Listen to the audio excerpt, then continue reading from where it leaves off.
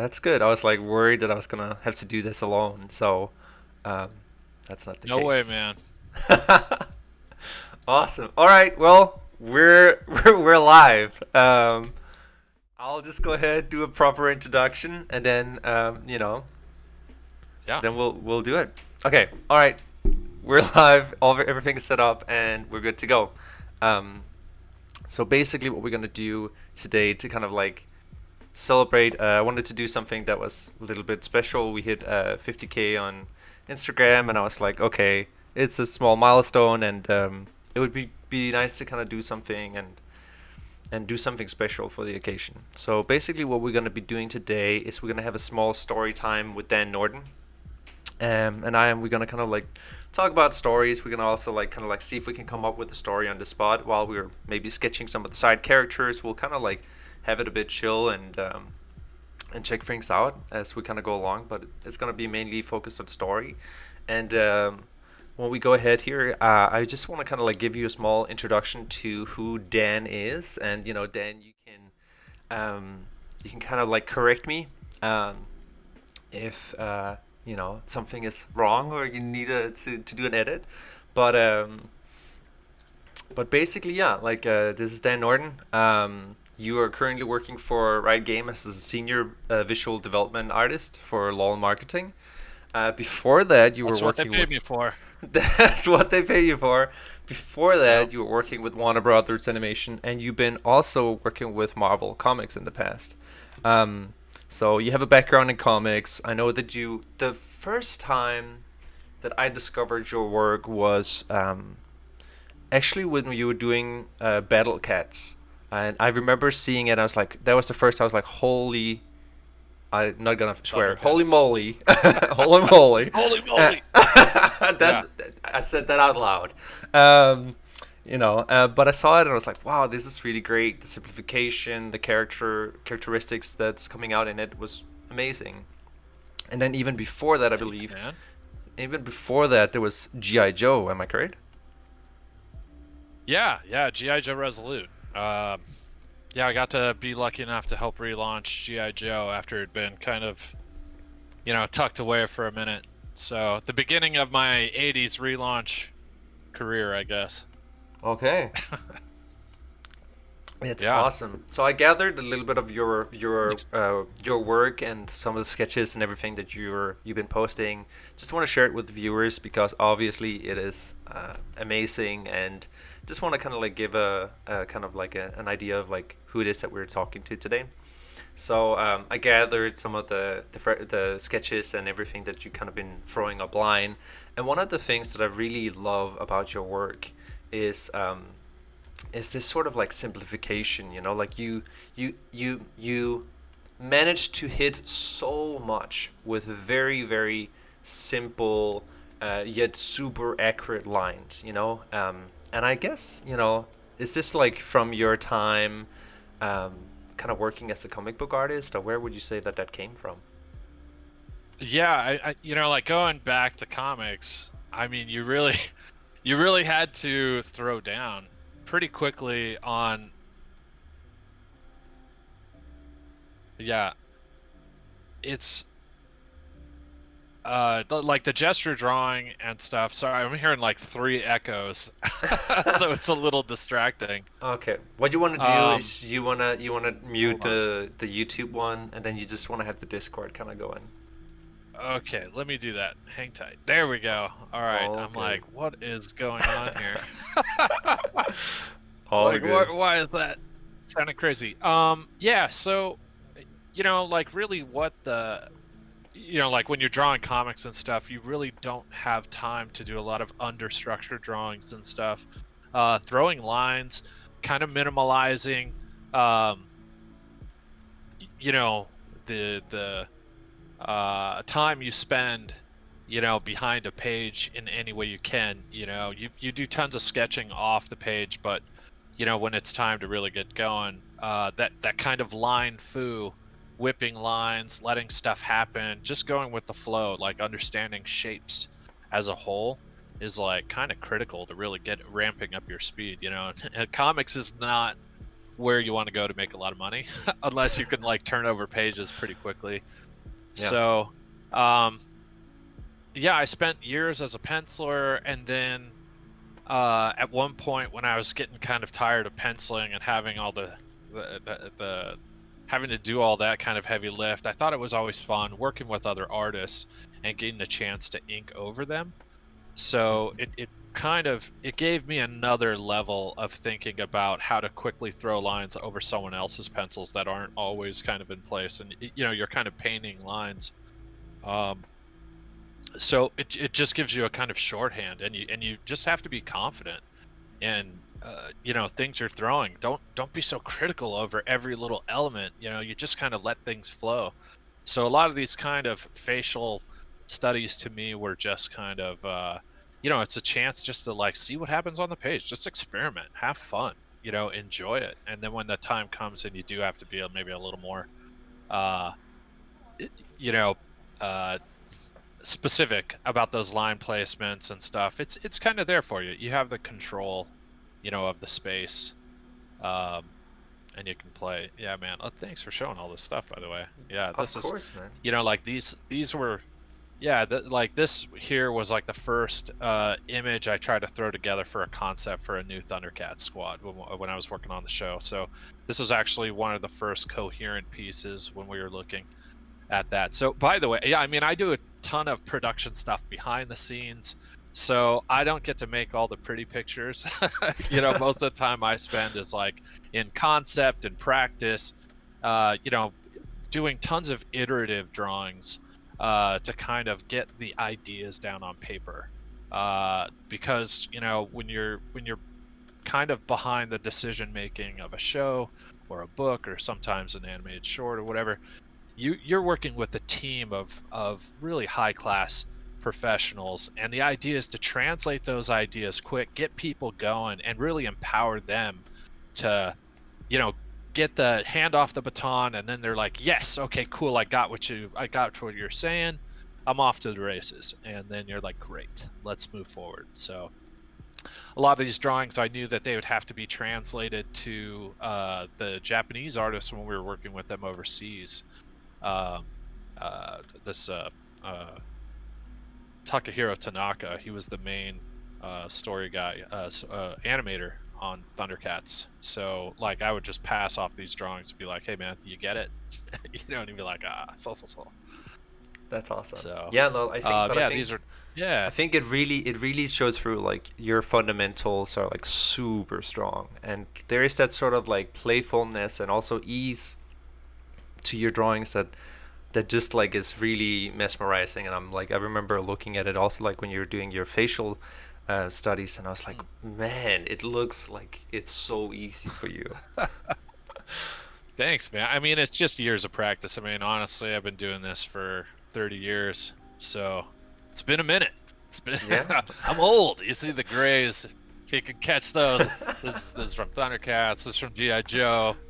Everything else in between are my children. So, Totally. yeah, this picture here, these landscapes that I was doing, just a fun exercise because I really don't get to work in color and landscape very often. Or, you know, when I'm in my downtime, I give myself like 2 hours, and I just try to throw down something. You know, play with color, have some fun. Um, you know, if it once the 2 hour marker hits, I'm like, I'm out. You know, I don't care. I don't care if it needs more stuff. Like, who cares? You know, Exactly. the I mean, goal was just to do something fun. You know. I think that sort of energy and everything really shines through. I know, like, if y'all are interested in seeing more of these, like Dan has posted a lot of them. I think you were almost posting one every day for what, like 2 months straight. It almost Oh it yeah, definitely yeah. definitely felt like it. It was like It's every moving day around. there was like an awesome update coming in. But yeah, Thanks, man. beautiful work. I think one of the things I just really wanted to show too with the viewers is just like, like there's not a lot of like extra stuff that is like the bling, but like what you're Yeah. doing is like your fundamentals and the shape and the stylization, the perspective, things like that. It's just there, like, and you can get so far with it, like you have like the essentials and the I don't know, like that base and structure of fundamentals that you have underneath you is just wow, Mm, it's incredible. So thanks, man. super excited to have you on today. And then you know, besides being a crazy good draftsman, you're a bit of a mastermind when it comes to stories too. Oh, thanks, man. Um, yeah, I mean, that's really what's behind the drawings, Like, who doesn't like to live in that world where you get to play around, have some fun, kind of come up with, something that's behind it, what's driving these characters, what's kind of making these these worlds come to life. Um, I mean, I'm a TV junkie. I was raised by the mother box, as I say, growing up. Always sitting in front of the TV, watching movies. I've always loved them, and so kind of getting into stories, reading lots of books. Um, yeah, I mean, telling a great story is just that ability to move people, to kind of, create something out of nothing, and the ability to, get people to buy into this illusion and care so much that they're gonna cry is just awesome. I love that power to be able to take people on that ride, man. Totally. So understanding, the structure, how they work, what's underneath it, what's the math, as I like to call to it, um, that's always fascinated me. So, Totally. which is great. This is what I love, about our connection is I know that you also have that deep passion about story. I've seen your paintings and how you've presented this really intricate story that you're super passionate about, which I thought was awesome. So I know we have that kind of common ground there. Totally. And like I think Uh, to add on to what you're saying is like I think for like there is that sort of thing of like with art too, like it can be a pretty picture, but with the story it all kind of like adds up and serves towards like an overall message that's kind of being sent or something that hopefully people can take with them, yeah. and they can relate to, and they feel like like they've gone through something in life, that like resembles it, and they can kind of find maybe hope, or whatever it is that the story is kind of like bearing with it. They can take that Hmm. with them, and it can also create a connection between people, which I think is super powerful. Sure.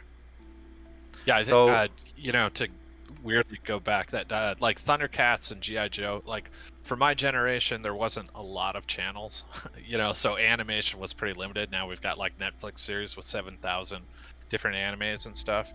When I was a kid, you had GI Joe, Thundercats, like those were things that was that common bond, and I guess that was a big reason why I had to work on shows like that. That was kind of, really important to me. totally. I think a lot of new Yeah. generations, they have no idea what Thundercats is. So Ah, I'm it would sorry be for you. lovely. It would be lovely to see like a new modern Yeah. take on it. Um, there's a fun question here that I just want to kind of like ask you before we kind of get started. It's like Yeah. which LOL champion do you identify the most with then? Ooh, wow. That's a great question. It really is. Okay, so what I find interesting, when it comes to storytelling and stuff, it's that I as a personal challenge, I like it when oh, sorry, here I'm trying to adjust my thing so I can also see the chat.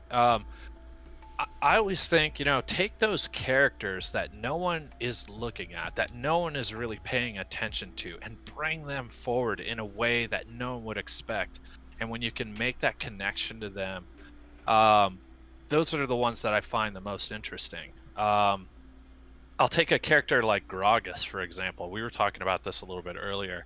And, when you look at him, he's really just seemingly this one dimensional kind of character. He just drinks a lot and, belly flops people, which is which is kind of simple. But when I see a character like that, kind of thinking about my own history. You know, I have a family that has problems with alcoholism and drug abuse and stuff, and part of what's behind it is there's a pain behind it. There's something deeper and meaningful behind the reasons why someone drinks, you know, why someone does drugs, you know, that's affecting them. And to take a character like Gragas and explore that for a minute, you know, why is he drinking so much? Why does he drown himself? And he seems so jolly and stuff, but to me, if you were to take that, he's masking something deeper. He's got a pain behind him, so he lost something personal, something that's powerful, that keeps him in this constant state of drunkenness, to kind of forget something, you know, because that's why people tend to drink, either to remember or forget, right? So just kind of looking at that, I mean, it would be great to do a story about him, to explore that loss, you know, and find ourselves in this journey with him, and slowly reveal that slow burn of the reveal. Like, if you guys ever watched that show Lost, oh my God, they did such great work with those characters. And one of those guys was a heroin addict in Lost, and I think it was called the Butterfly or something like that. Yeah, I mean, I would love to see, you know, that story explored, where someone who's almost villainous and misunderstood is brought to light, and you're able to empathize with them in this new way, and you just see them in a whole new light. And yet they continually make bad choices, and you're like, oh, come on, man, you know, don't do that. You know, you can be better, you can heal, you know. Those to me are the kind of compelling characters where you care, but they're broken. Those are kind of fun. That was Yeah, awesome. you Yeah. know, thanks. So Yeah, I mean, these are the kind of ways that I want to explore characters. Yeah, for LOL. So I totally. look for those Yeah, guys. we've been talking about it too, and you've been sharing some of the stories that you've been like personally kind of like Mm. just exploring, and they're incredible. Like, Yeah. you know, Well, thanks, I man. love too that you're going down into the nitty gritty. You know, like you're, you know, you're not afraid to kind of show those deep human emotions that I think is very important. Kind of like, at least in story, I think that that's really the stuff that kind of binds us together and makes us human. Um, so I don't suspect. I don't know. Like, if I'm knowing you and your person, I wouldn't say that Gragas would Yeah. be the one. I know it was an example. But Yeah, yeah, yeah. who in the league kind of universe would be you the most? Well, I'll tell you what, I do main Jinx quite a bit. You know, and I love her as a character. She's very Harley Quinn. There's something compelling about her. I remember being there when Katie D'Souza was really creating her, you know, sitting next to her in the process of this, and kind of watching this exploration go down, and, you know, being able to comment on, you know, how heroin chic she looks, you know, with her character. So I'm a, you know, I'm a fan of her. I tend to play a lot of, you know, ADC characters, kind of standing in the background. I did write a Garen story at one point, that I thought was, you know, pretty decent. We didn't get to make it, but there's inflections of it in some of the other work that we've done in the cinematics. Um, So, oh gosh, I mean, and you know, this is a hard question for me. They're all my little babies. You know, I go to I work can every day, tell. and you know, you got to go from one to the next. I spent a lot of time with Yordles and trying to dig into what makes Yordles interesting. I think I spent about a year and a half, um, going through and trying to break down how a Yordle society would work. Uh, Although, you know, like characters like Teemo, he's a bit nuts. I can't say I found a specific Yordle. Poppy was fantastic though.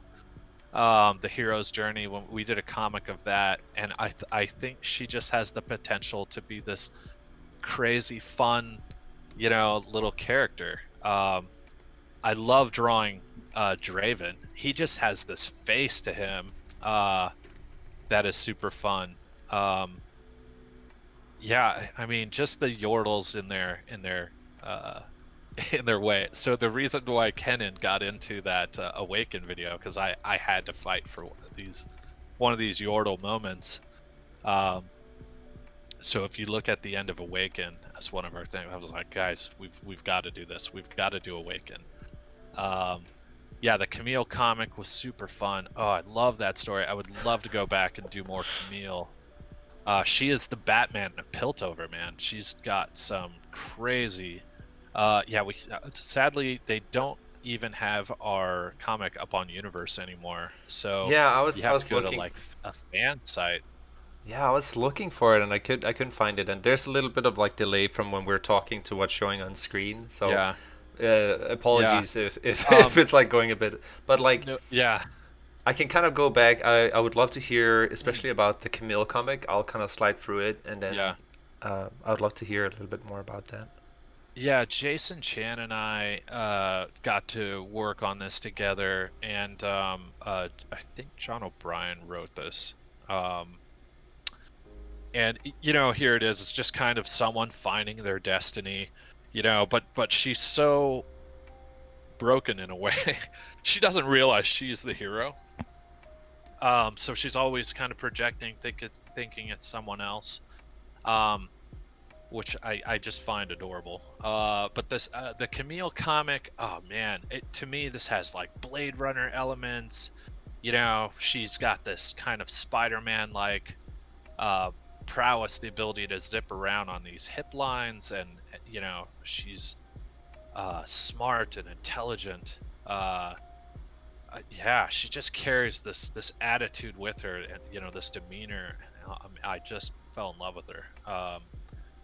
I think she could just be incredible as a really prominent character in League. Um, Totally. we got to make up this idea of the Baron that she fights in this, and I'm like, well, we got to make this guy a champ, bring him back, and he's even more hardcore. This is cool. We got to make I made all this stuff in 3D. Yeah, I Uh, remember seeing the chain for and the everything Underground because and stuff. Yeah. I was like, Uh how did you guys draw that? And then it's like, oh, okay, you build it in 3D, makes huh. sense. Yeah, Uh, there's no way we were gonna draw that in perspective. I mean, yeah. we had to turn that Oh, sucker sorry. around. Yeah, yeah. I was like, how do you draw that? But it Yeah, makes sense. I love There's this scene, there. the dissension scene in here. I love the way we did this. So Yeah, and super fun. Jason did such an amazing job of like painting Mm, and calling in the light and mood and everything. And right? yeah, I mean he's Yeah. incredible. There's this one. Mm, Okay, now we're coming. Yeah, yeah. So this is one of my favorite layout in the panels. It's the one with yeah. the fight scene when she's like, she kind of just revealed Yes. her cover, and Yes. then like we see the the kind of bodyguards kind of getting ready for battle, unclicking Yeah. like this claw like thing, getting a moment of Camille, and then now it comes like the four Yes. panels that just struck me the most. Yes. Beautiful layout of this. So basically we get this shot, he's running in kind of ready to swipe, boom, Mm, she jumps over, we get that swoosh, getting up for her power, ready for a power up, boom, that gets broken off, small explosion kind of like starts to diffuse, he's slashing over her, and then she just turns yes. around and slashes him. Oh my god, if I Yeah. could draw This like this that I was. would. Oh man. Yeah. These were such fun pages to work on. Um, yeah, Jason just crushed on this sequence here, man. I love this. I love these shots. Yeah. The power, yeah, it flows so well, and the color. Oh, dude, Jason Chan, he's Well, I think one you of the two best. combined, yeah, definitely. But you two combined is like, phew, what a power ship there. Man. So that kind of brings me back to Yeah, what I kind of had planned for us today, which is, yeah, you know, we were gonna take a character and then kind of like run through the yes, whole kind of process of like this sort of like story iteration, coming up with something, and then we're gonna take a character that was already made a good while ago, and then we don't really have a lot of background for him. So what we're gonna do is we're gonna take him, and then we're gonna just brainstorm, like come up with a story, make a story for him, and then we can draw some of the side characters that might come up, like sit and sketch and just like draw whatever aspects of the story we we find interesting. So are you It's up for awesome. that, Dan? Super, hell yeah. This is one of my favorite things to do, you guys, is freestyle stories. Like, I love the challenge of when we can just make something happen out of nothing, looking at aspects of a character and asking questions, probing, getting deeper, finding the details that we can kind of jump on to really exploit the world around them, what they're doing, how they live, the little personality quirks that can drive a story forward. I love it. I love it. All right, let's do this, man. Let's do You this. got a dope character that we're gonna put up? Let's see Yeah, it. yeah. So I was thinking that Yeah, I'm gonna put some water on. we could go for it. Go for it. Yeah. I might need a bit of water at some point too, but I thought we could take this guy. So he was kind of like a small, started out off as a small kind of joke between a good friend of mine, and we were just sitting and drawing ourselves kind of like as maybe a kind of sort of D&D character, but I don't really want to kind of like get too much into it because I just want to kind of like, I want to, we're going to look at him, see what kind of characteristics he has, and then we'll just take it. So I don't want to say too much. I want to kind of like see what we can do, kind of like coming from more of a blank slate. But this is the character that I had in mind that we could take, and yeah, there's some stuff to work with there. I can kind of go through some of the elements in the design. He has kind of like leaves. I'm gonna track notes on my side while we're Yes, doing I this. am gonna Yeah. I am gonna make Go a ahead. dual what's it called, a duo screen, I believe. See if this works. But essentially, let me just see. There's a little bit of delay, so I'm just gonna have to do this real quick. I don't see your screen quite yet. No? No. Let me see. Hold on. I see. Yeah, I think it's just not sharing. You're sharing that screen. Is it sharing your screen? Let me just check. One sec. Should. I am still getting Are we used using to. that OBS? No, Is that it what should just be over the Discord, and then I should be capturing the Discord thing. So if you're doing it over the Discord, it should be fine. Yeah, I see it on my side. Okay, no worries. Then I'll turn it all off. good. No, all good. Don't turn it off. I'll see if I can. Okay. See if I can. If it's on my end. Which it probably is. I'm still new to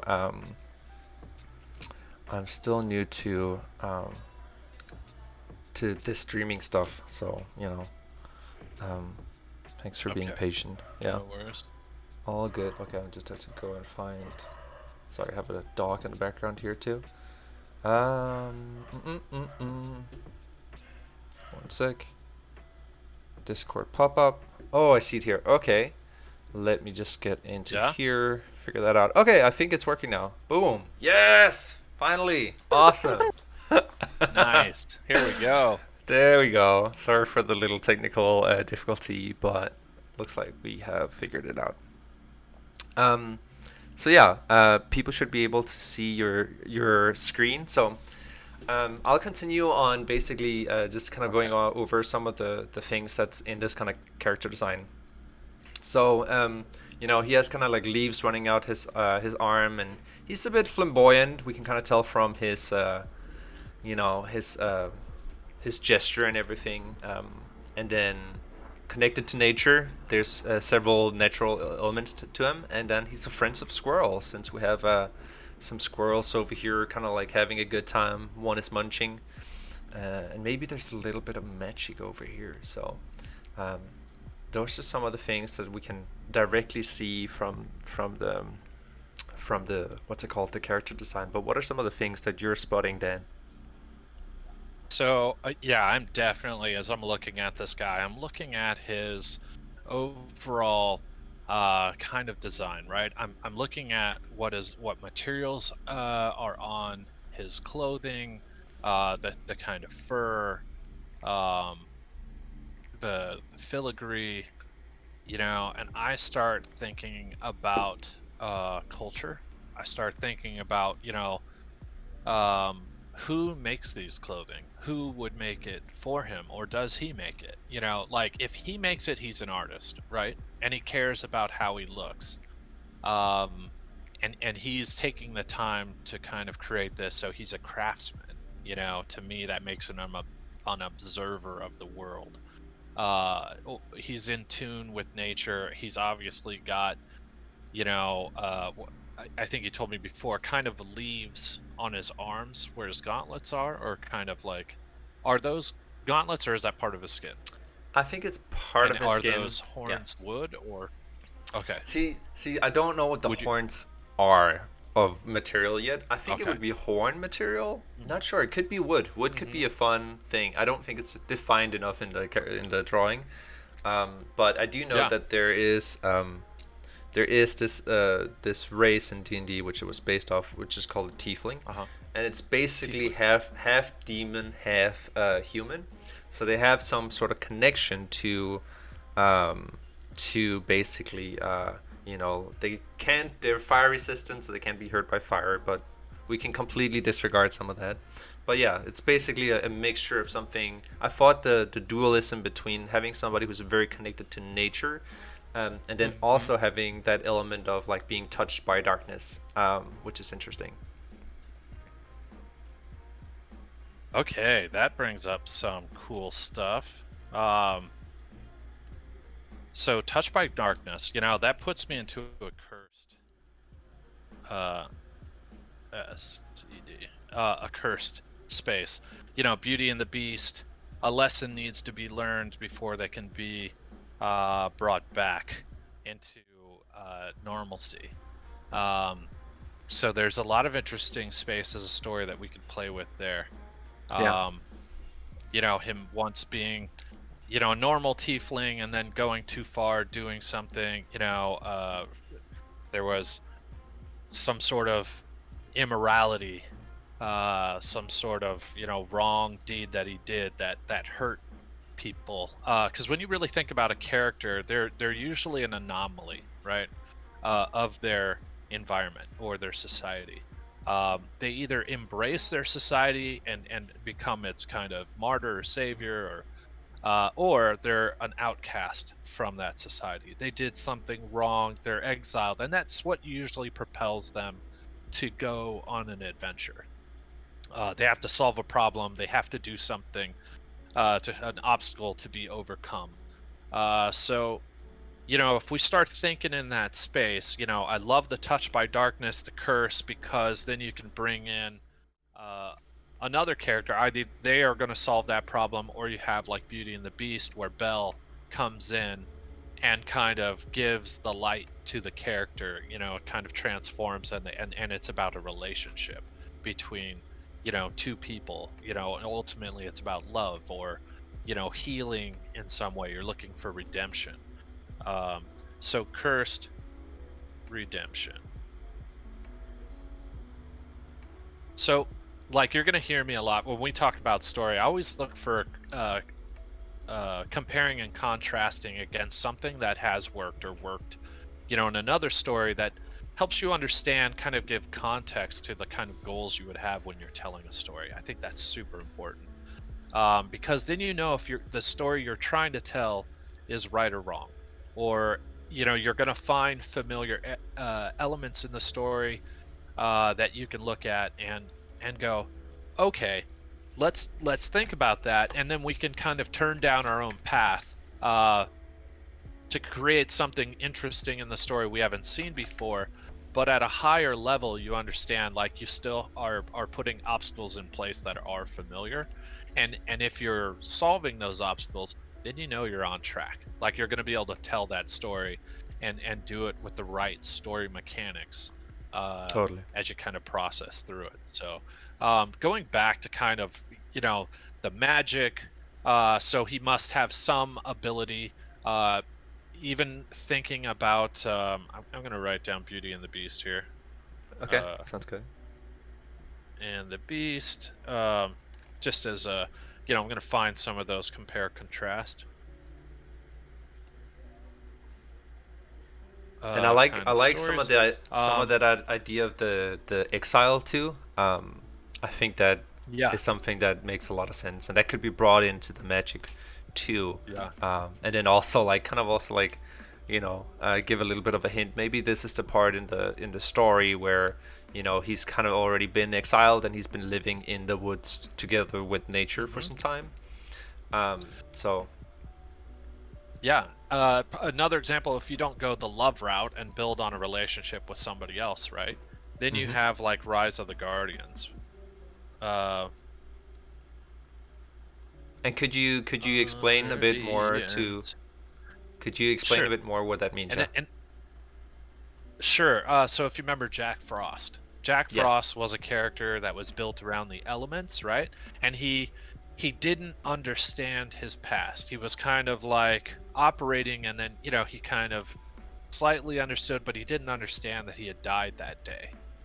And when he became a guardian himself, he was just this guy drifting, and he felt a disconnection because he didn't. There was no one else like him. No one could explain the rules. No one could break things down for him. So he just accepted his existence as it was, and through time, the playfulness and frivolity that he had as a character, it just kind of happened, and he didn't take responsibility for anything. But in order for the story to work, when the other guardians of nature and these myths, as they were losing their power, he was already kind of experiencing that, where people didn't really remember who Jack Frost was and why is he relevant, you know.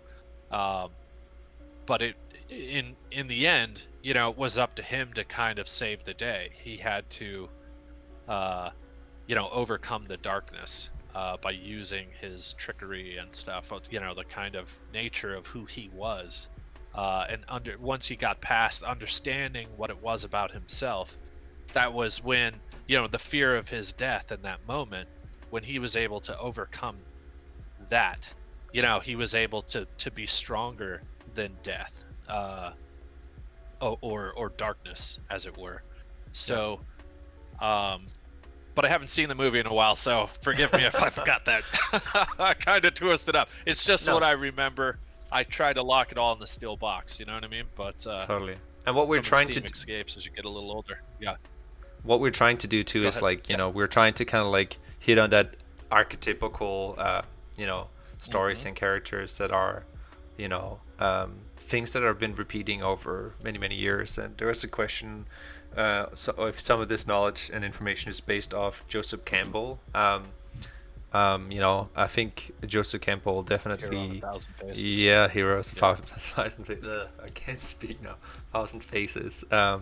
And of Hmm. course, yes, absolutely. It's the oldest story that's been repeating in human history. It's Hmm. the hero myth. So when we're gonna be doing a story, um, we're definitely gonna be taking stuff from that too, and building upon what's already archetypical. Yeah. Um, yeah, I think another thing. Let's talk about his personality a little bit. What do you Yeah. see when you think of this character? What are you seeing? How does he act to you? Um, I think like he's okay. So there's definitely that sort of like flamboyance, right? There's like with his arms very out, he feels a little bit like kind of like high in charisma, if you can say that. Um, and also like there could also like maybe a backside to that could kind of be some sort of arrogance. To it too. He does feel very confident, and that could kind of like um, I guess in the dark side of him that can kind of maybe be a bit, um, kind of feeling better off or kind of demeaning or something like that maybe. Um, Mm, I think that there is some sort of like gift too, like with the magic or something that what that he probably has to learn how to wield. But then there might also be some sort of like backstory to him too, because like of the hmm. tiefling, kind of, or the heft like touched by evil. There might be something like that he's a bit of an outcast, and that Mm, has kind of caused him to go down a path of maybe being a bit more mischievous or deviant. yeah. So, but I think it's like, so we have some sort of like the backstory of like, you know, like, he wasn't quite accepted maybe throughout his childhood, something like that. We can kind of like play with that, and that was maybe the thing that kind of led him to being exiled, was that he didn't quite fit in. Um, so there's some self acceptance maybe that will happen in that sort of story too, of like accepting Mm-hmm. his flaws, and Mm-hmm. also maybe accepting just who he is. So and learning that that is both a strength and a weakness.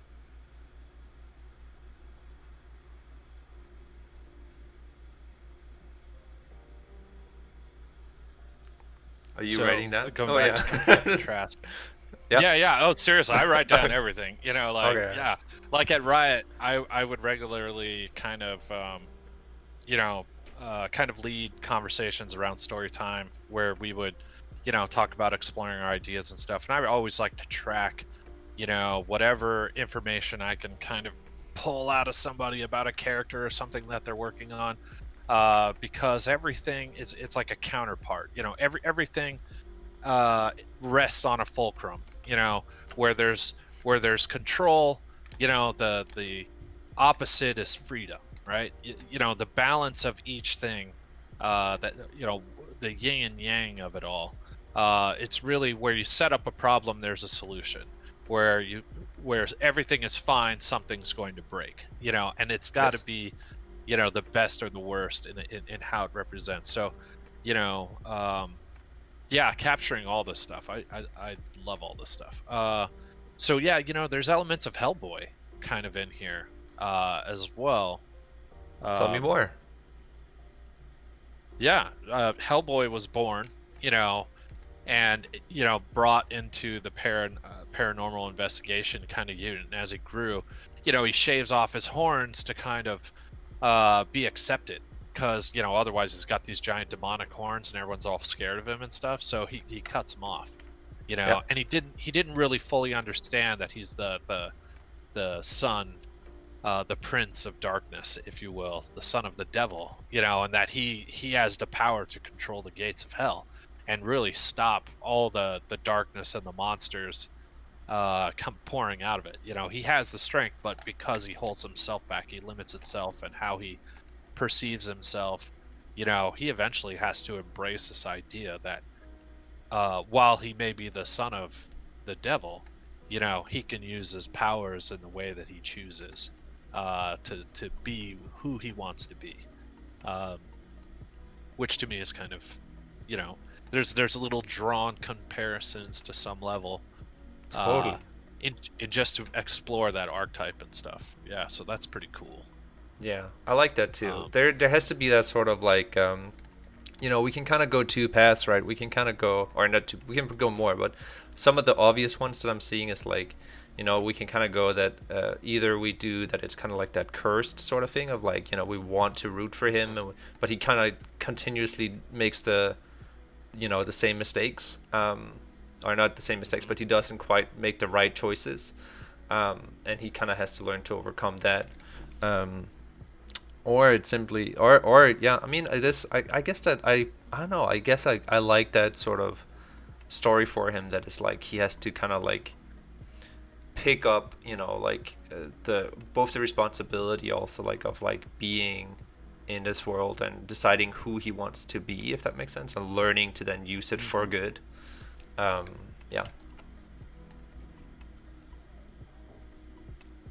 uh, use I wonder too power. if there's a little bit of like a Peter Pan kind of moment to it too. Like where it's like no responsibilities. He can kind of run around in the woods, do do what he kind of wants to do, and have don't have Mhm. to worry about much. And then kind of like also, I guess.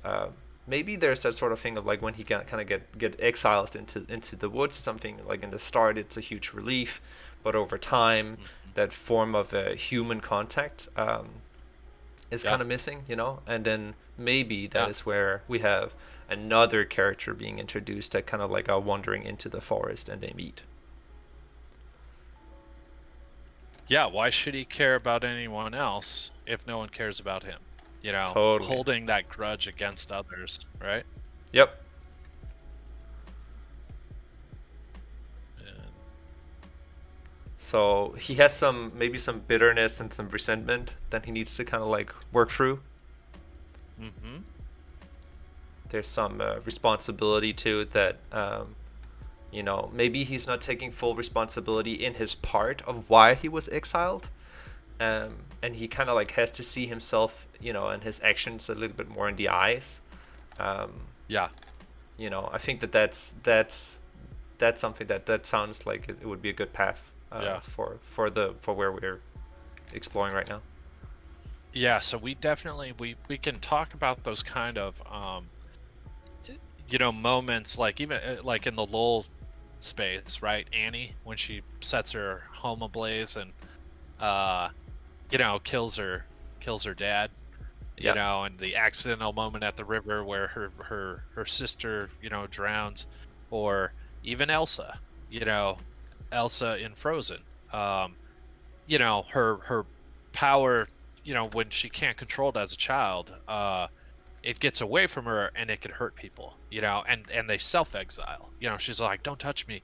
There's a lot of ways that you can play in the element of exile.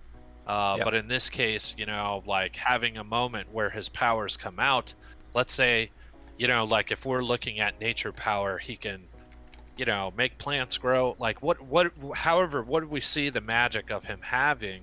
There's something to be explored there. And then to kind of think about uh, the level of taint of corruption, if you've heard of that power. Like Dracula would have it when he walks in the room and all the flowers wilt. Hmm. You know what I mean? Or the grass kind of turns to cinder. Um, the nature, the ability to give or take life, and his kind of the withering touch.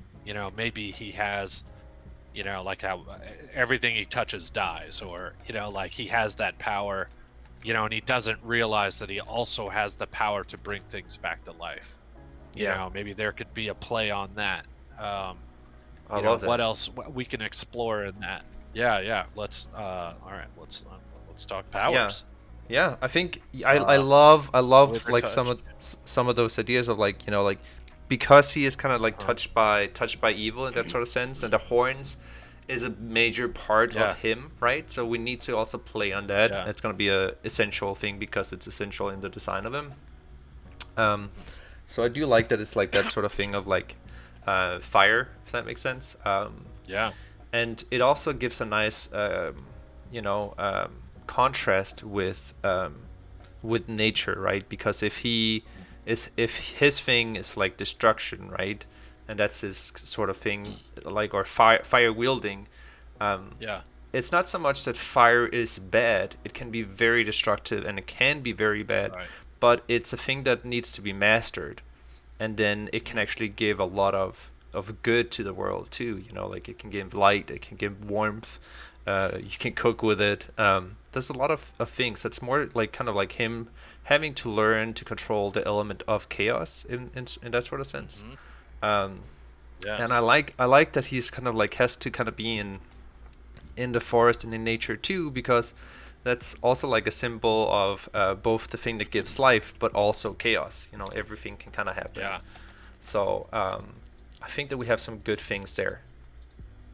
Definitely.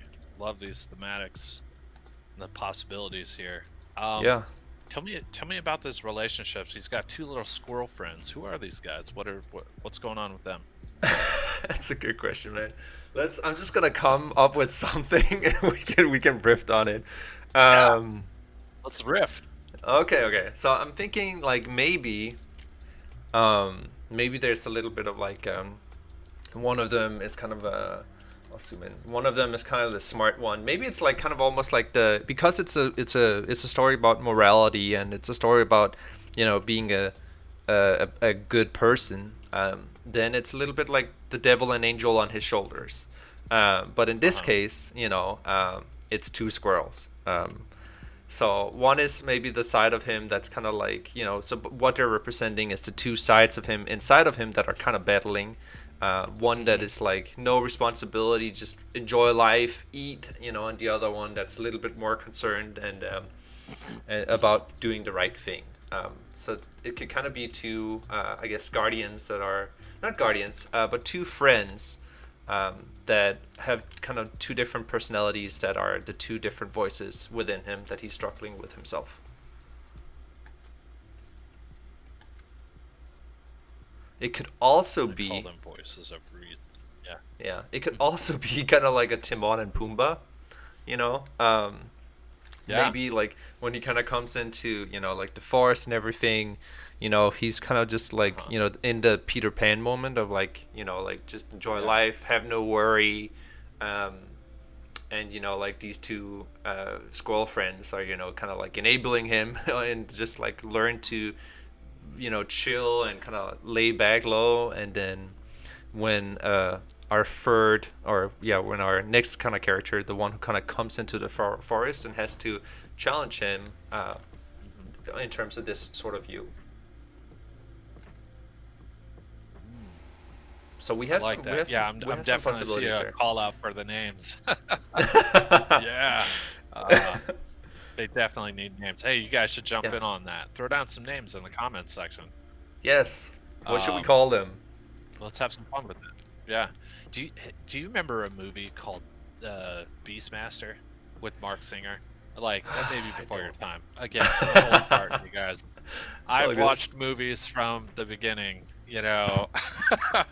AMC classics. I've used to watch old Three Stooges back in the day with my grandpa. I mean, dude, it's been a minute. I've been watching shows for a while, so a lot of my references are a bit old, like me. But he had these two ferrets, and he carried them in his bag, and he would, like the Beastmaster would be like, he'd make some noises, and they'd be like, Roger that. They'd go and do his commands. It was awesome. Or he'd like look at him and tell him where to go and do something. It was pretty awesome. They'd get into trouble, and man, when those ferrets, when they're put in a precarious situation and we're about to die, you're just like, no. I mean, you've never cared more about ferrets in a movie than the Beastmasters. So, Love yeah, that. man, it would be great if we could, having, would you see in a story, like if you were to think about this, would they, Rampart and Rembert. Wait, I don't see that. Rembert? Wait. Oh, Rembard Yeah, and it's in the Rembart. chat. I was like Rembert and Rampart. I don't know. that's I'm just gonna throw this out there, Yeah. and I'll put it in the text, because I like the sound. I like the kinetics of that.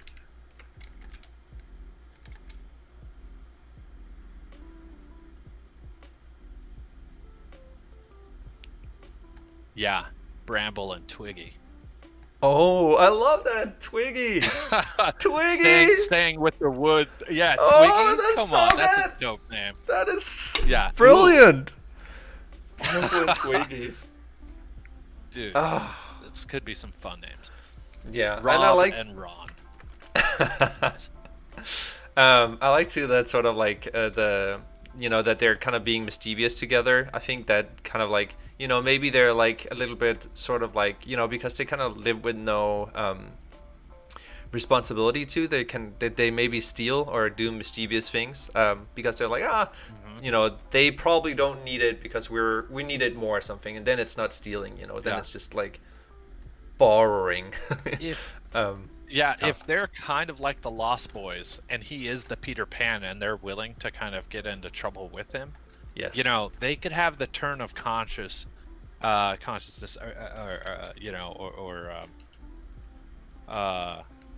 guess turn of conscious. I don't know why I can't think of the word. You know what I'm saying? Like, they may have the turn quicker than him. Like maybe what we're doing isn't right. Yeah. Yep. Should we do that? I mean, it's something to definitely play with.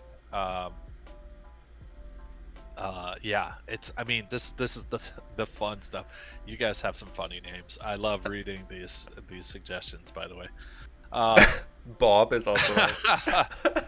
yeah, Bob and I Bob? think anything that Bob and Bob, Bob, What do you say, Bob? You know. I think you got to make some funny voices too for your characters. Always a hoot.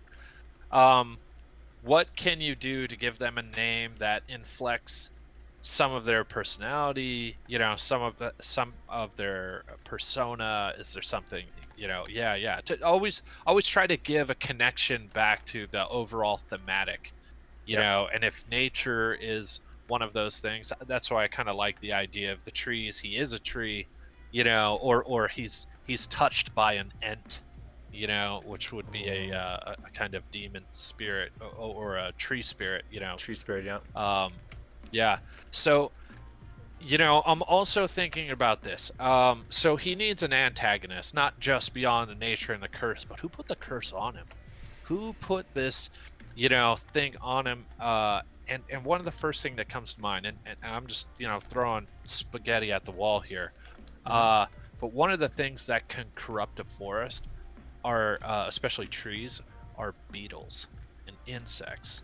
Um, you know, there's something interesting about the symbiotic kind of relationship that some, you know, insects have with trees, but sometimes they're very destructive, beetles especially, and you can do something dark with armor, you know, with dark beetles and kind of something, you know, that has nightmarish kind of, you know, insectoid kind of things. It could be interesting. I don't know. What do you think? What are your thoughts? I think it's a good idea. I'm thinking I think for some reason, like I don't know, like I'm thinking that if we can tie it in with the like with kind of the being exiled or like that sort of like Yeah. moment, or kind of like that being an outcast or something in that Yeah. sort of thing of like maybe the civilization or the tribe that he was from had different set of values in that sort of sense, or were valuing something different, and that was maybe, I don't know, like I'm thinking Well, I would agree that there's definitely an internal kind of, or you know, like a value system, but there has to be some spectacular catalyst. You know, like if there's a plague brought onto the village and a child is born under the wrong moon, it's like, it's him. He is the cursed one. Get rid of him. You know, that's the sacrifice, the Abrahamic law of religion. You know, or to the sacrifice needed to kind of right the wrongs. You know, to the gods. yeah. What is the external threat? You know, that he can face off against. You know, and learn to overcome. You know, like whoever is the cursor, the one that says, you know, your people did wrong, and I'm going to lay this curse on you until you get it right. You know, in Sleeping Beauty, you know, she cast a curse over the kingdom, you Yeah. know, and then only until true love redeemed it. You know, uh, so in terms of a curse, who laid the curse? What is the thing? You know. Yeah, there's like the thing of like, what if the curse is why he was exiled, which was in the comment, which is also like touching on Uh-huh. what you're saying, which is really nice. I think when it comes to like, I think the Beatles thing. Yeah. By I'm the way, wondering. don't I'm have to use it. By all Totally, means, just totally. explorative. Yeah, Yeah. no. I'm thinking just like, I'm thinking like, so we have the element of nature, right? And then we have like, so Uh-huh. there, that's representing, both life, but also the kind of chaotic thing of it. Um, Mhm. of course, there's the classic ones such as fire, or there's something as rot. Um, um, Mhm. you know, um, um, It's a good question. It's a good question. I do Mhm. like that when there's Mhm. something about death, if like, or maybe I'm thinking too much in terms of like symbols right now. Um, Yeah. but I do like the sense of moon. Um, I'm just wondering. So like we were talking about that there was some sort of entity that would touch him, and that he would be touched by evil, if that sort of sense. Mhm. Mhm. Yeah. Who touched him? um, And while why? While you go on that, I need to do a quick break, a bio break. I'll be right back. Fantastic. Keep going. Okay. All right. So who has throw it in the chat. Let's get crazy. What do you guys think? What kind of strikes your fancy? Like it's a very old rumor to get power if you steal the fruit. Ooh, I like the fruit idea. There's something about that, the temptations of the fruit. And let's capture that.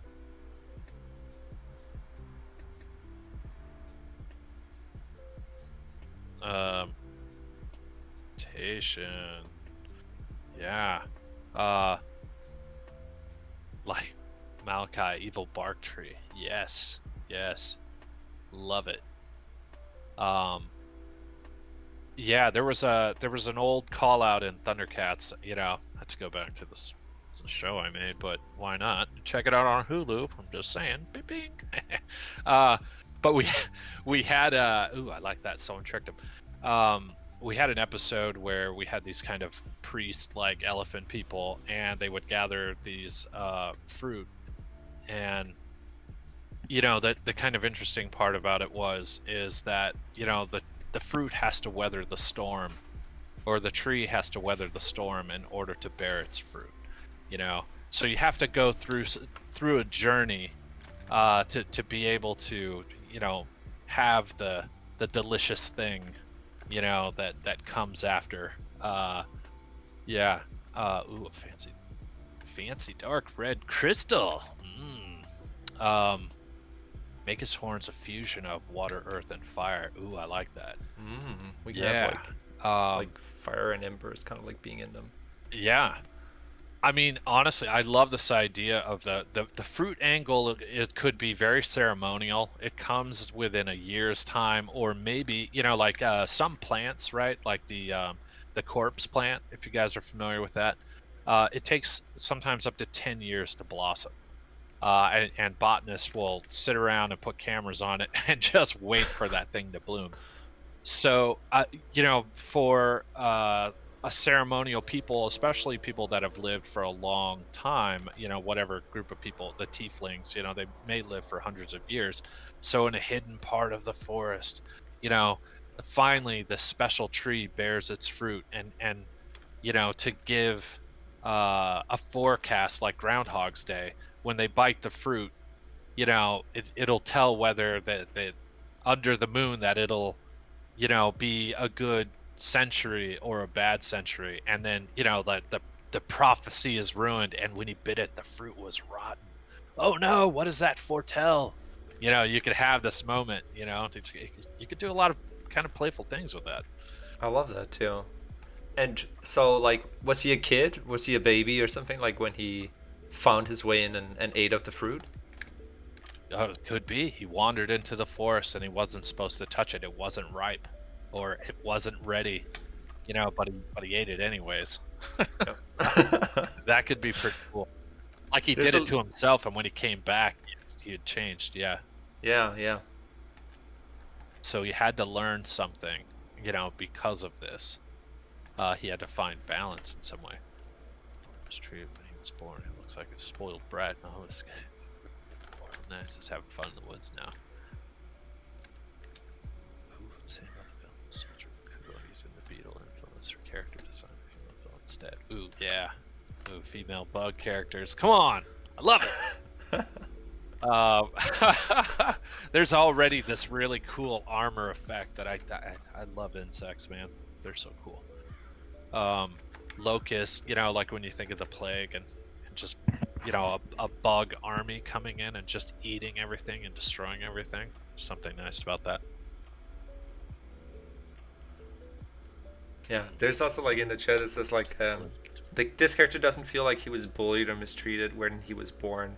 He looks like a spoiled brat who has had all the goodies and food of the world, and he is just having fun in the woods now. I think that's like it's like part of like a later, maybe a later path in that story of like, this is kind of like when he's kind of started just to say like I don't give a care in the world. I don't give a you know, like the Yeah. animals are my friends, and I don't care about Yeah. any sort of other being. Like it's, you know, no, humans can go away, tieflings can go away.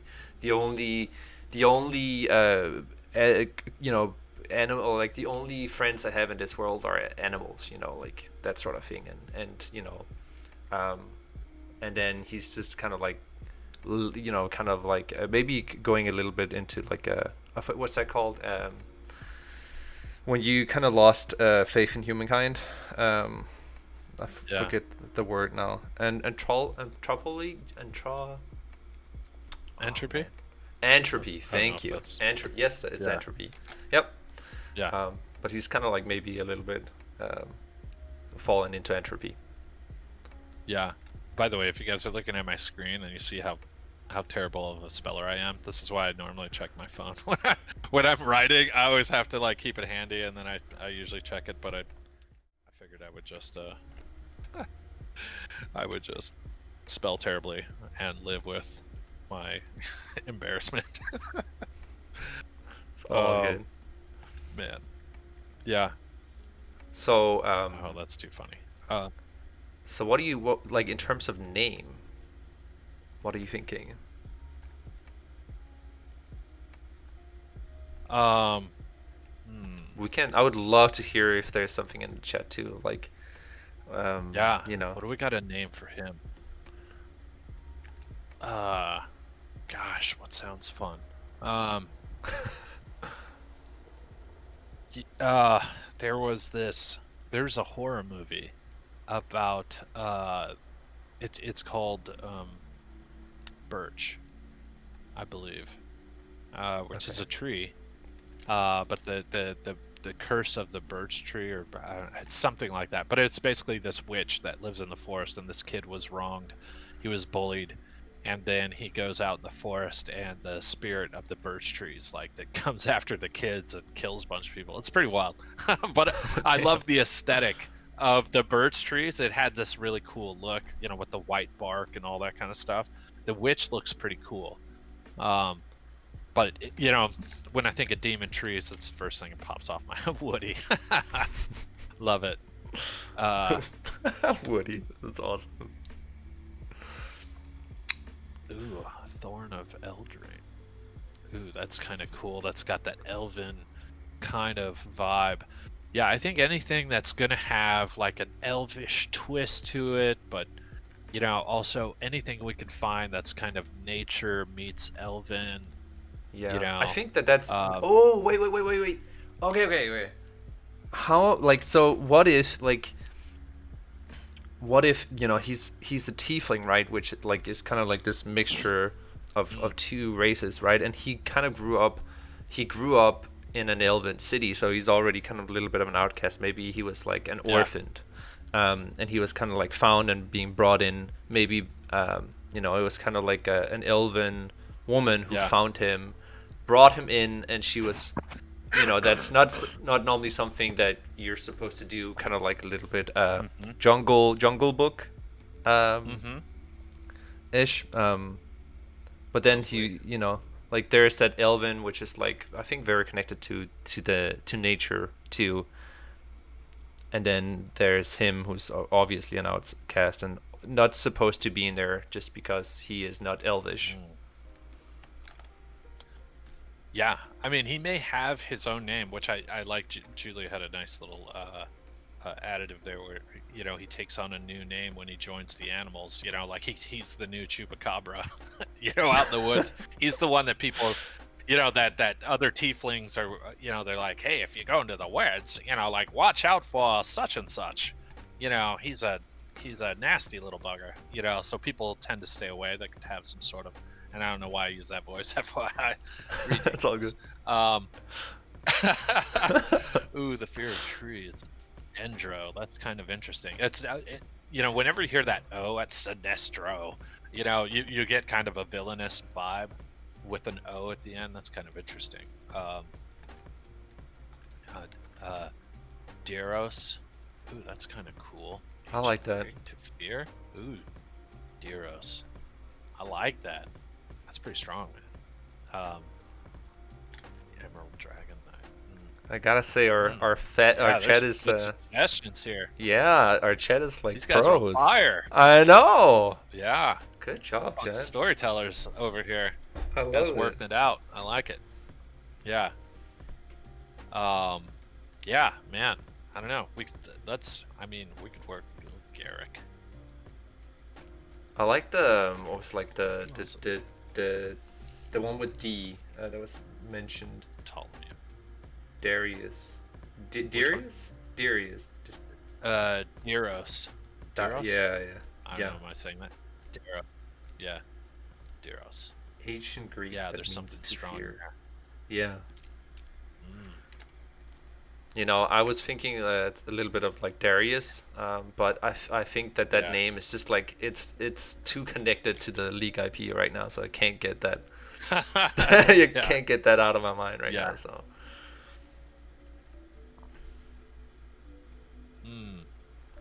Yeah, sometimes it's this may sound kooky, but sometimes you just gotta go on a little tongue twister to kind of play with sounds in your mouth, and think of the emotion, right?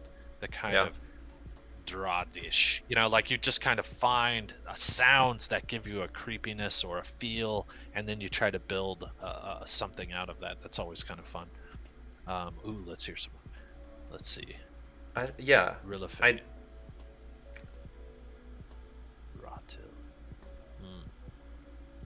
I don't know. For me, when you're like saying like the sound and everything, for me like I don't know, like I'm having a feeling that it starts with like D. Like that it has that sort of sharpness to it. Dalek. Zendros. Dreyfus. Yeah. What is that? Darsan. Yeah, there's there's something. The some of those kinetic or phonetics definitely feel like it's from the Mediterranean. Ooh, Thulkan.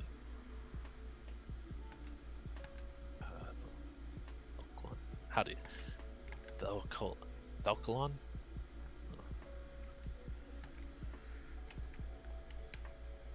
Kilios. We can also we can pause a bit on it and kind of come back to it again. Let's do it. Great suggestions. Keep them coming. Yeah. Fill it up. Well, we'll definitely go back and read and have some fun with it. All right. Let's see. Where else can we go with this? Let's maybe we could talk about oopsie doo. Talk about the backdrop a little bit. The where, the when. Where's he at? A town, a city, a forest. Look at all these cool names coming in. You guys are awesome. Where? Town. So. City, forest. Oh, wait, Damien. What do you think? Damien is also the name of the devil. Oh my god! From the Omen. Yeah. Okay. Okay. Yeah. There was something. Kind of interesting though. Musa. Yeah. Dysa. Dionis. There's definitely a lot of good D names. Dritz. Yeah, Dritz was awesome in D&T. I don't know. He's too popular of a character. Dionis. Cool. Ooh. Dionys.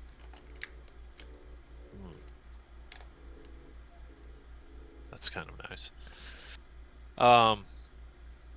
Look, cool. We can come back to those. Those. Yeah, we're definitely. I'm just like, yeah, I'm digging in, man. I'm definitely seeing. God, so creative. Really good names, you guys. All right, let's talk about the where. Where are we? We're in his forest. That forest is a let's talk about that forest, that he's kind of zipping around in. Are there what is it? What's interesting about this forest? Um, Anything in peculiar that we want to bring to it? Like I grew up around this place called Shadow Lake. It had the coolest name. And it had a bog in it that you didn't want to get into, because you weren't coming out with your shoes, Yeah. because it was just this crazy mud. Um, love it. I mean, I Um, think if it's like forest too, we can kind of think about like, so there's the place he got exiled from, right? And then there's like he kind of yeah, like he kind of escapes into the forest, and I think maybe there's some things he learns in the forest. I think at the start he kind of like is maybe a bit afraid of it, if that makes sense. Like it's unknown sure. territory that he has to kind of learn. But I'm thinking like we can kind of go several directions with that sort of forest. Is it like more of a kind of corrupted forest? Like is it that kind of like swamp sort of field that we're going into, or is it like a very lush beautiful beautiful forest?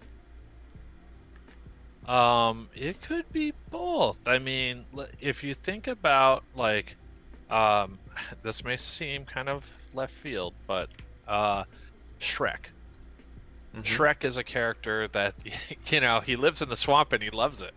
He loves being a dirty ogre. And he is non-apologetic, and as a matter of fact, he embraces the idea that he's stinky and smelly, and doesn't want to be a part of the group. Like because we've caught up to him at that point in the story where he's just like, I don't really care. But then, when the prince, starts screwing things up, and he wants what's the name of it? Princess Fiora. When he wants her, and he kind of puts the fairy tale land into ruin, then everyone encroaches his territory, and he's like, dude, what? Ooh, Drazzle.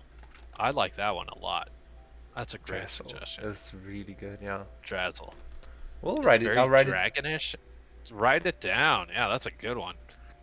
Drazzle. It's quick, it's to the point, it's punchy, but it's got a little friendly aftertaste on it. You know what I mean? I like Totally. it. I like it. Yeah.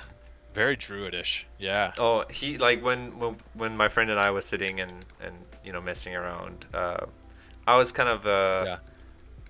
I was having a small pet squirrel at that sort of time, and the druid is Uh-huh. definitely something that's in him. But I Yeah. like that the what's it called? Like if he is like a friend of the forest, or kind of became the friend of the forest. Um, Uh-huh. Maybe that touch of darkness is also like the thing that is sort of threatening the whole thing. Yeah. Yeah, I mean, at some point, things, like for him to have to rejoin society or have to take up cause in a story, something has to change.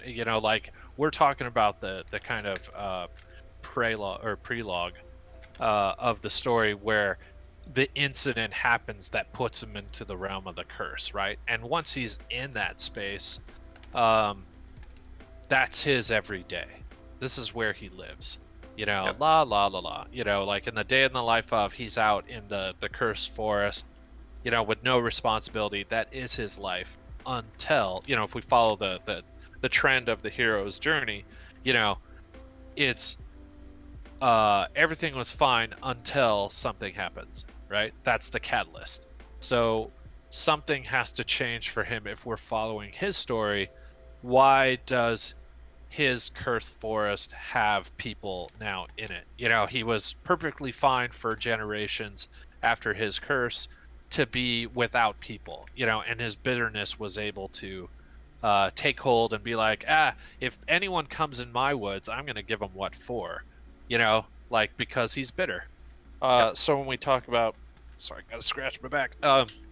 So when we Oh, talk good. about reinforce bad relationships, that's what he does in a Shrek kind of way, right? He would be Anyone that comes in my forest, you kicked me out of my kingdom, fine. You come to my forest and I'm going to mess with you. And he finds pleasure in it. Like that's his fun. He's like, "Oh yeah?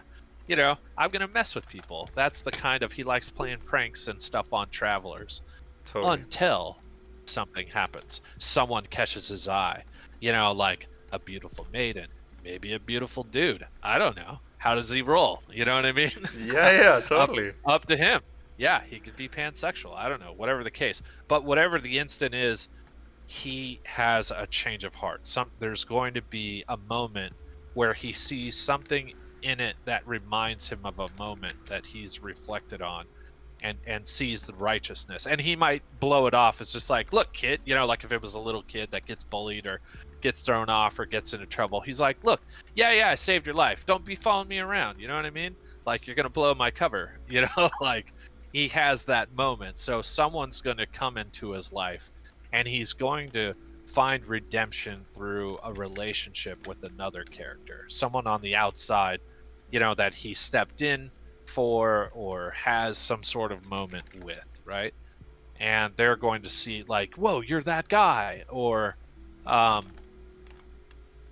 he's going to take up cause. "Fine, kid, I'll get you out of this forest." You know what I mean? Yeah. Um, I, yeah. Hey, look, stories are for everybody. You know what I mean? Don't be It afraid is. of it. I'm Yep. looking at the chat. Joshua chimed in. Hell yeah, man. We're down for everybody up in this joint. Uh, Let's see. So okay, so we're talking about the thing that's gonna turn it around, right? Like that's gonna change some of his ways. Um, right. Having to care for something incidentally, it's a pain in the ass, but like at the core of his character, there is a nurturer.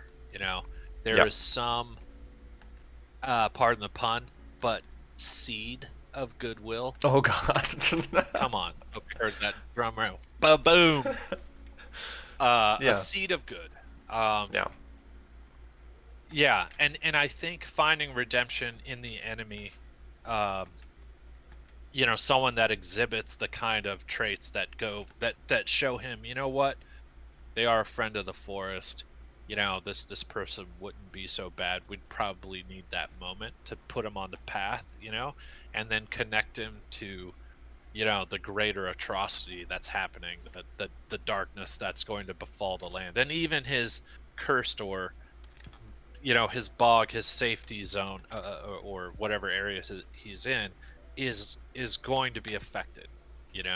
That's Mm-hmm. kind of the forecast of a mushroom collector. Ooh, I like that. That's cool. Dude, you could bring in a fun pig, like that's sniffing the truffles, and some kid that's kind of, like it's this weird hog. That could be dope, man. I'm there for that. That sounds good. I'm down for that too. I wonder to Look like. at you guys. You guys are so creative. I love this channel. Way to go, you guys. Yep. Yeah. I wonder too Go if ahead. like there's Yeah. what's that called? So we have established that like he's kind of like, like he's kind of bitter, resentful too. What if when he was in the forest, he was kind of like mangling with nature to kind of like sort of like develop or mutate this sort of rot or something that he could kind of like release near the village to kind of like what's it called, make them suffer essentially, and it kind of goes out of hand, and he was the reason that it kind of got loose, and he'll have to kind of find that sort of way of stopping it too now, because now he cares. He kind of like starts to care about it because our second character will come into the picture of it too.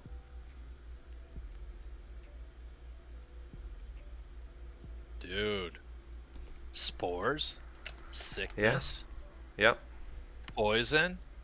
Yeah, man. Dude, fungus spreading is I crazy. love the fungus. Yeah. Oh my god, we could do so much fun shit with fungus, man. Oh my god, I'm sorry. I got a mouth like a sailor That's- with Tourette's. I apologize. Oh, that's all good. You guys don't know. I'm holding back like a mofo. Anyways, yeah, dude, I could see that. It's slimy, it's gross, you know? You could have, some pretty gross dudes, or it could corrupt a number of different kinds of people, like forest dwelling creatures, so they become zombie-esque or, you Yep. know, Could that also go um, into like yeah. our mushroom collector, right?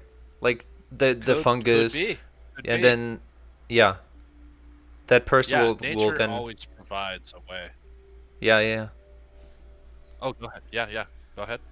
I know. I was just thinking like it's kind of perfect if like I know like this picture starts coming to mind where like I see, let's call him Drassel for now. Is like starts caring about this person, and like a relationship start to build, and he kind of shows this sort of like fungus expert or enthusiastic person that's studying it, kind of like what he has been doing, like the kind of Yeah, fungi that he's been manipulating yeah, with, yeah. and like kind of like maybe that's also maybe why he needs, I kind of want to say her, because there's a nice kind of like contrast between the animus and Sure. anima, um but there's like there's like it's already starting to kind of like he needs her help. Nah, it needs to kind of have gone too far before like so the relationship needs to be developed first. Oh, for sure. Yeah, yeah, yeah. Okay, all right. Sorry, Yeah. I went off on a little Um, bit of a tangent there. no, not at all. Not at all. Hey, dude, we got to go down some rabbit holes, man. This is the beauty of this process it should be explorative. It should be that we try things and mess them up. Like that's the best part of this stuff is to like, you know, sometimes you got to go down a road or two that ends up being a dead end, Yep, but it reinforces where you're at. totally. Yeah, that's good. Yeah, if I'm pausing, I'm reading some of these awesome ideas that are getting thrown up here. Um, yeah, the collective. What is this? Yeah, this dude is so cool. Spring Fox, Last of Us vibes. Yeah, ooh, I kind of like that though. The Last of Us vibes. Um, I mean, you could do it all in an interesting way. And by the way that I really think about story 2 is like nothing is truly original. It's really you're just creating an original twist. It all boils down to execution, right? Like what do you do with it? Like mushrooms have been in stories forever, um, poison, all that kind of stuff. But it's really how we play with it that's going to be the fun stuff. Yep. Um, yeah, love that. Ooh, moss growing in his legs and joints. Ooh, that's kind of fun. Yeah, we could definitely do some crazy stuff there. Yeah, and the relationship, I think this is where, for someone who does think about, like looks for, a mushroom vendor, if you will, she's the oddball, looking for medicines, and, she could be very strange, as a very eclectic as a character, that has a lot of weird idiosyncrasies and stuff. Someone that would easily be exiled or outcast, not because they have a curse, but because of who they are. They just Yeah. are kind of different.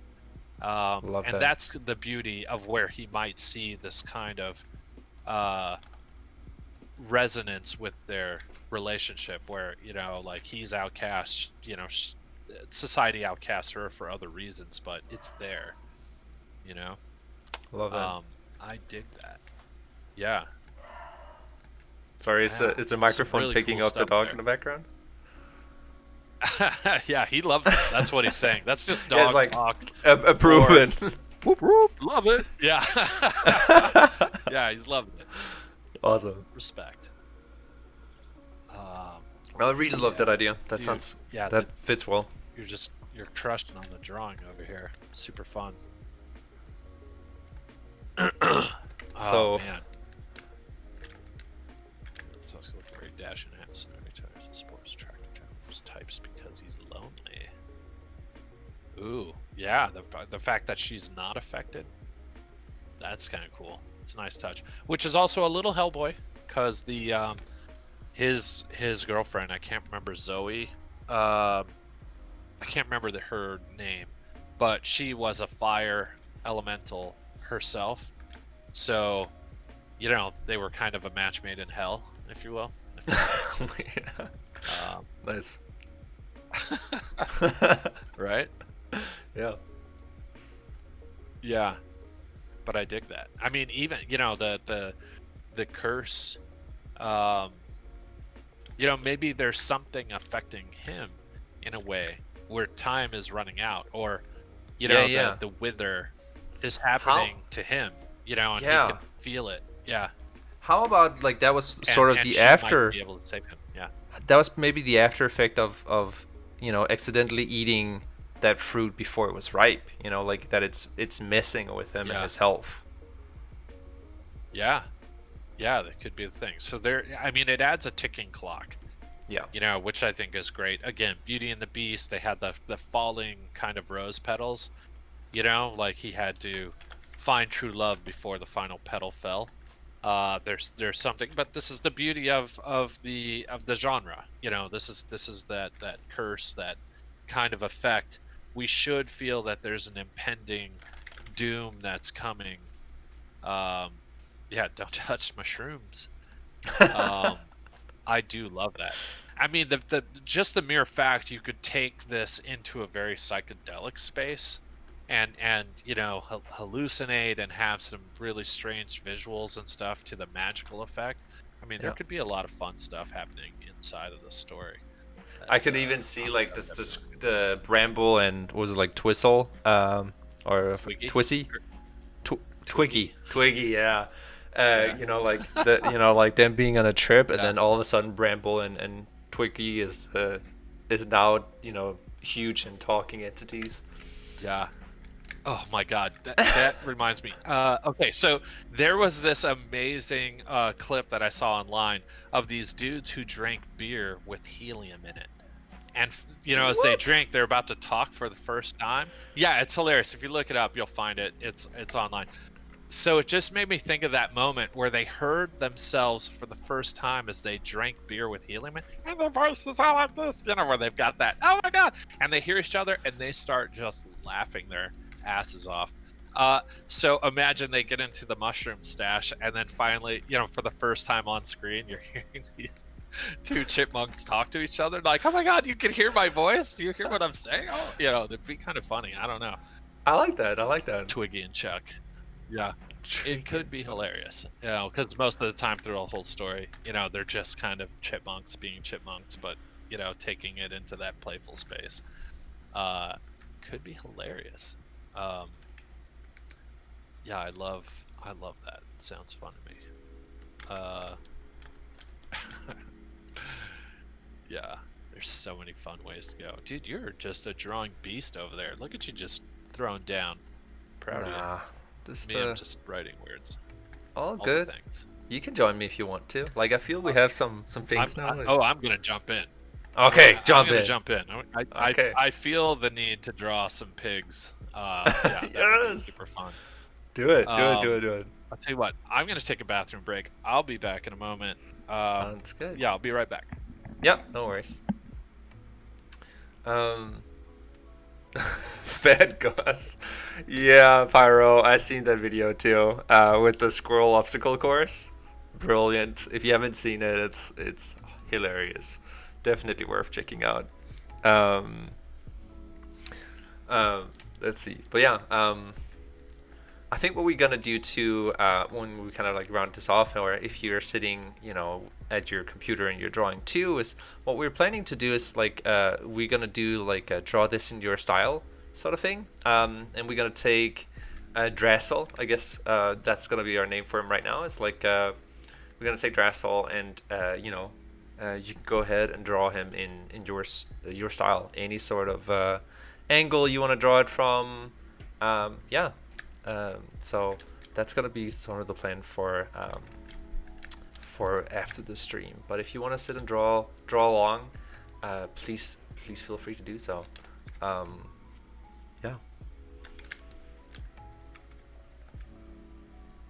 It's all good. Also, for those maybe who has arrived a little bit late, what I'm planning to do, just as the other streams too, is just we're gonna be saving the video, and then it's gonna be you know ready to watch offline afterwards. So it's all good. Got you covered. Um,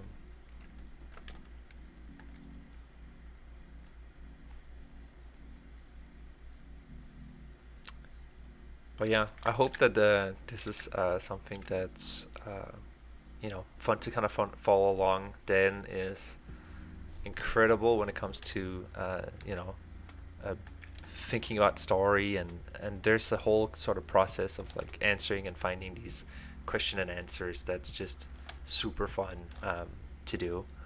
And it's a good exercise too when you're working on your concept art, or if it's an illustration, to kind of like ask the sort of questions of like who this who this is, and who is the character, what are they about. All those sort of questions are great to answer yourself, or ask yourself. um, yeah so I don't know if the full video will be posted on Instagram, but I'll post the pictures and the drawings that we kind of like have today. Maybe also the notes if I can get them from Dan. So yeah, that will be posted on Instagram too. I'll do that after the stream is over. And I'm back. Yeah, I'll okay. Cool. Yeah, sorry, I'm just throwing down for fun over here some ideas of I don't know. I don't even know where this is gonna take me. Not gonna lie to you. I was just for a second there thinking about what kind of creatures would I associate to a mushroom. I was thinking it could be fun to have some sort of really blobby frog dude. I loved it. You know what I mean? Yeah. Like, what's our Cheshire cat? Some dude in the forest that's just kind of like misdirecting you or having some fun, or is worse than there are what are we calling this guy again? Dressel. Drazzle, dude. Drazzle. Drazzle dazzle. I love it. Yeah, dude, that's a fun name. It is. I like it. Shout out to who threw that down. We got to capture that. Who put that Drazzle in there? Yeah. Can we just give a shout out? Yeah. Much love on that. Yeah. Looking, I'm just scrolling through the chat right now to see who it was who was like doing this. Road here. It is Skya. Skya Bailey. Big shout out to Skya for dropping that. Oh wait, no wait, it was That's even before. Wait, Oh. it was even before. Well, she did a variation. It was Juliana. I'm just going through I see Juliana also like posting it here. Juliana Yeah. throwing it down. Hell yeah.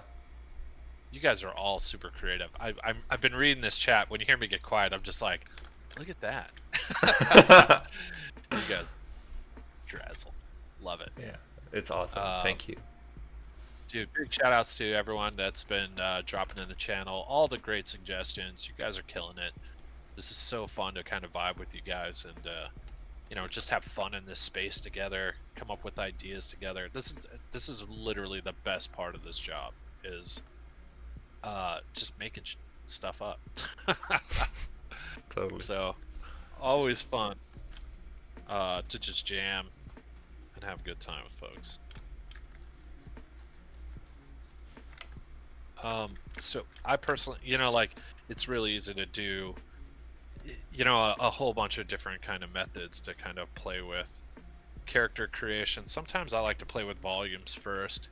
By the way, when I'm drawing and goofing off, it just kind of lets me think about shapes as opposed to trying to get caught up and trying to get lines all the time. You know, sometimes you just have some fun.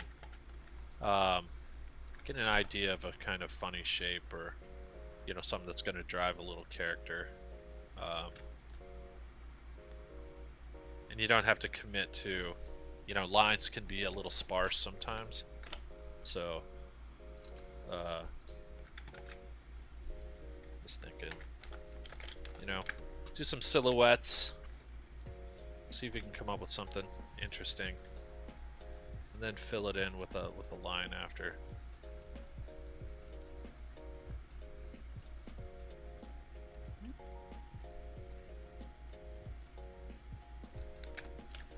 How do you guys like to draw? Throw it in the chat. What do you like to go with? Are you line folks? Do you guys use more values? Do you play with silhouettes? What's your go-to? Well, I can answer mine at least. Normally, Yeah, dude. normally it's mostly line for me. I used to kind Yeah. of like block out. Yeah, it's been like it depends on the picture, of course, and what kind of Yeah. needs to be I guess be done. But I've been transitioning a lot to line lately. But it's hard. Line is it's hard to do. Oh, it's its own kung fu, man. It really Yeah. is. Really No is. doubt. Yeah. Let's see. Goodness, Wanna got a see weird too. fishing rod.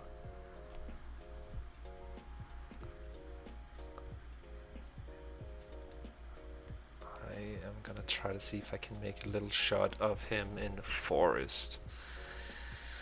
So, just gonna see if I can find some forest palette.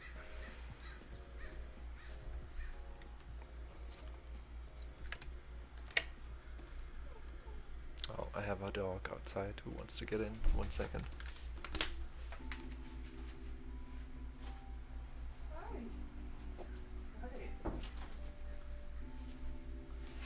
Hello. Have you, Dan, have you met Lava? No. See if I can get her out here. Lava. Yeah. Hi. Hey. She just wanna. Right now, she just wanna play. Yeah. Here she is. Let's see. Can you say hi? Hi. Yeah. Be funny if your dog literally just went, "Hi, how's it going?" It's like a Bramble and Twiggy. Yeah, right. Yeah. Dog got into the shrooms.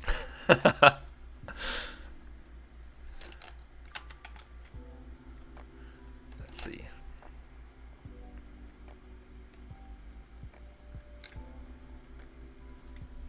Oh, look at that. Who wouldn't watch this thing now? It's got a dog in it.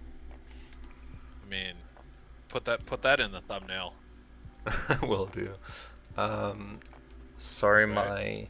yeah, I just need to figure something out real fast. Your stream kind of like went a little bit gray, so I'm just making sure that I can see. It went dark.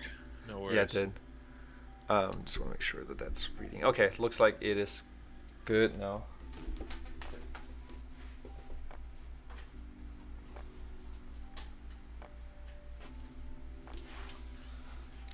Interesting, it just went dark again.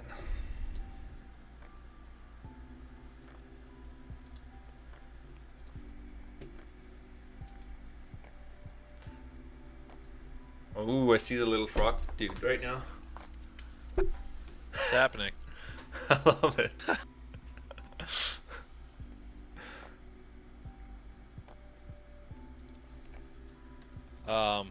Yeah, usually when I'm doodling, I do a first pass to on my line art to just kind of like come up with a kind of line width, find some general shapes that I can kind of like pull out, and then I'll drop down the opacity, and then I'll just start playing on top of this, and then I'll get kind of a quick clarity. But this is, for me, coming out of comics and stuff, you really just want to like work with speed as much as you can. So you just kind of, go through layers and layers. Um, back in the day, we didn't have, or at least I didn't have digital. We didn't have computers, so I used to practically live at the FedEx store and work off the copy machine. So I would draw in the FedEx store and then, work off the copy machine, make a few copies, and then, try to light box it because they had a light box table. So my office was the FedEx studio, which was always kind of funny thinking back. You had to send off all of your material, whatever you came up with that week. Yeah. You had to send it snail mail to the different comic studios and stuff. Man. Otherwise, it wasn't going to be seen. They'd always say, "What did you do this week?" And you're like, "Oh God, here we go." Yeah. Did like I guess it kind That's of became old school right there. It is. It is. Like I remember talking to my friend Alvin Lee too, and he was like always talking about how Yeah. they would have to like send everything by mail. Yeah. Those were the days. Aren't you guys lucky you got the internet? Yeah, definitely makes things a lot It's easier. a good time. Right? Yeah.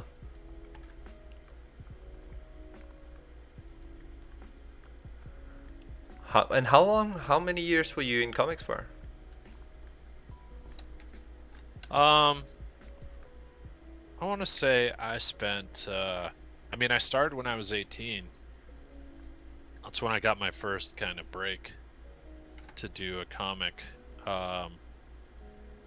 which was the first comic. I started doing covers for Green Arrow. Darren Vincenzo, he was the editor back in the day, and he was the guy that kind of took a chance. He rolled the dice. He was like, "Who's this young kid drawing fancy comics, trying to imitate these hot boys up in comics,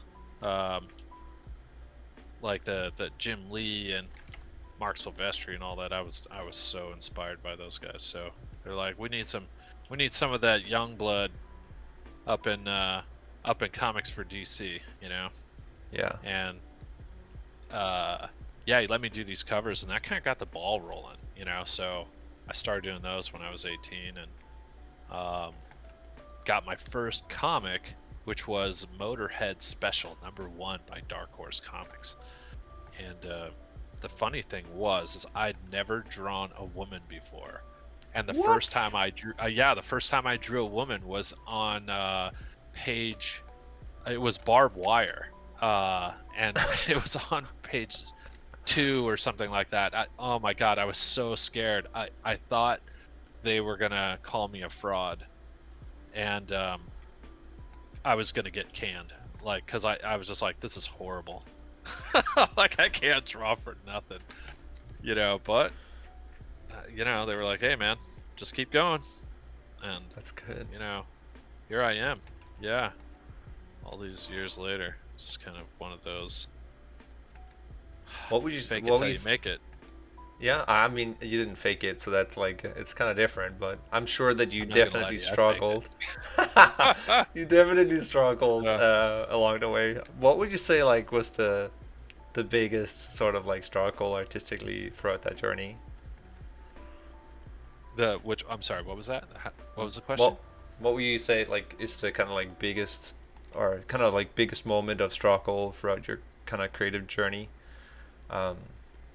Like, did you have a moment where Ooh. you just like really, really, really feeling it and just, feeling that you were out on the deep end and didn't know what you were doing and yeah. Okay, so when I first after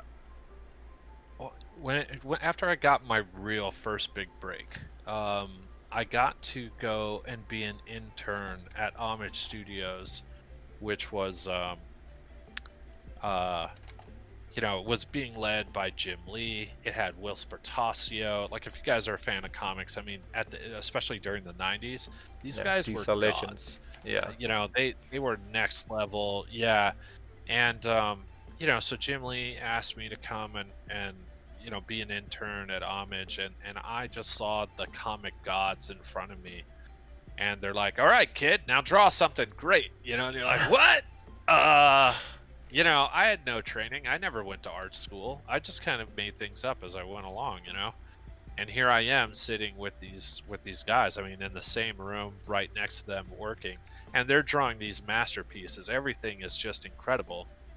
Jeff Scott Campbell was in there, Ryan Benjamin, Brett Booth, um, Will Spertasio, like I said, Mark Sylvester's over there, a bunch of other guys, and I'm like, I don't even know if I should be here. Talk about imposter syndrome. There is no reason on earth I should be here. I've never done anything at this level. I was scared every day. Like early on, that was a struggle. Because now I had to perform at such a high level to compete with these guys, and at the time they were like, every week they were getting royalty checks, that were like $60,000 to $100,000, and they're like, what car will I buy this week, with my earnings. It was crazy. And like, I grew up pretty poor. Money was not really an option. I lived out in the sticks. Hearing these conversations, seeing what was going down, the amount of fandom and craziness that was happening in comics was pretty overwhelming, man. Yeah. Trying to stay up with those dudes really had me, wondering if I should just turn around and, pack it up. Yeah. But you didn't, right? I mean, that was, those are crazy times. Yeah, no, I stuck with it. I mean, Good. I had nothing else going on, so. Yeah, so I mean, I learned so much from everyone, throughout that whole process and stuff. So, that was my art college, was working next to, some of these, iconic artists, and learning from them, and how to draw, how to take shortcuts, how to, manipulate the page, and, draw characters, and what's important with publishing and printing. So, I mean, I feel like I learned a ton during that time, and had I, tucked tail, I would have easily lost out on being an artist, Damn. So, yeah, it's all these kind of weird kind of moments, Yeah, What about it you? sounds- Tell me a time you had a struggle. What was a big moment for you?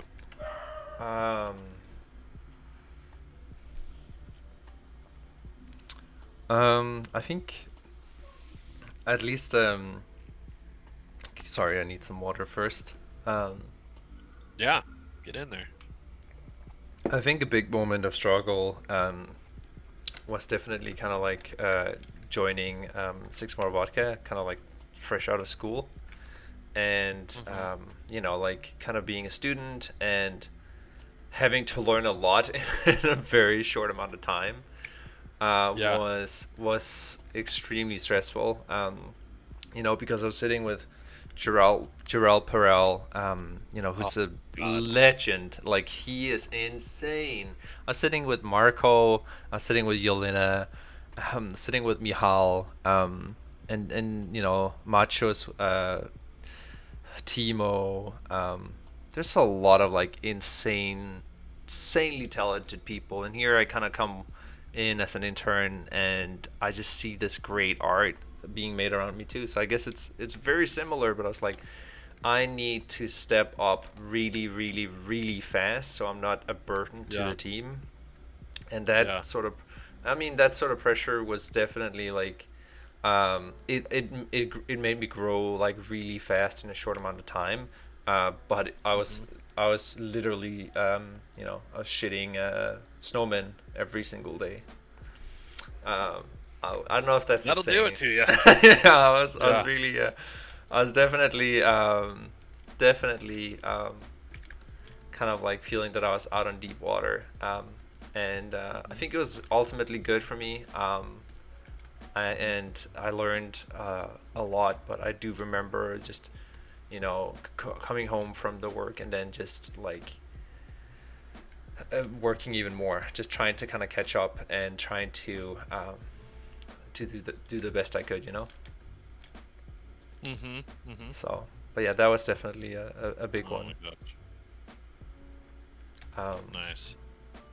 I've been reading. We were geeking a little bit out about this, but I've been reading a lot of comics lately, um, and I gotta say, like those, comic book artists are really made of some crazy stuff. Like the amount of drawings and pages they have to turn out, the quality of it too. The line drawings, the compositions, everything needs to serve the bigger picture. And I've been especially like really loving, Sean Murphy. Um, Oh my god. Yeah. So I good, that guy. know. Oh my God, it's ridiculous how not only that, but it's like it's the stories too, and like some of them he writes himself, and it's incredibly inspiring to see. So if you're not familiar with his work or anything, do yourself a favor, check it out. The White Knight, Batman the White Knight, is a phenomenal Yeah. one. Punk Rock Jesus, Tokyo Ghost, um, yeah. Like which one of like Mm. of the comics you kind of grew up with? Which one was your favorite?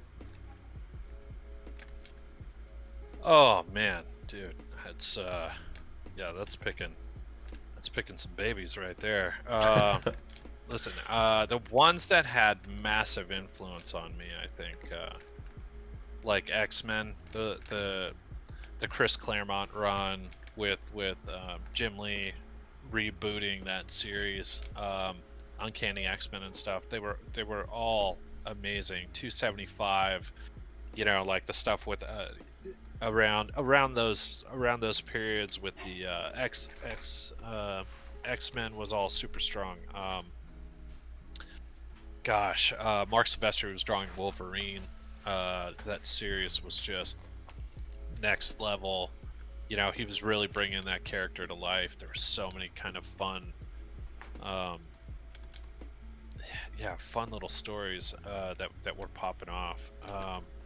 Todd McFarlane at that time had reinvented Oh, Spider-Man's webbing, and he had started that new series and really created that kind of phone cord swirl around the strings and stuff, and just seeing things like that, it just opened me up to want to just do dynamic art.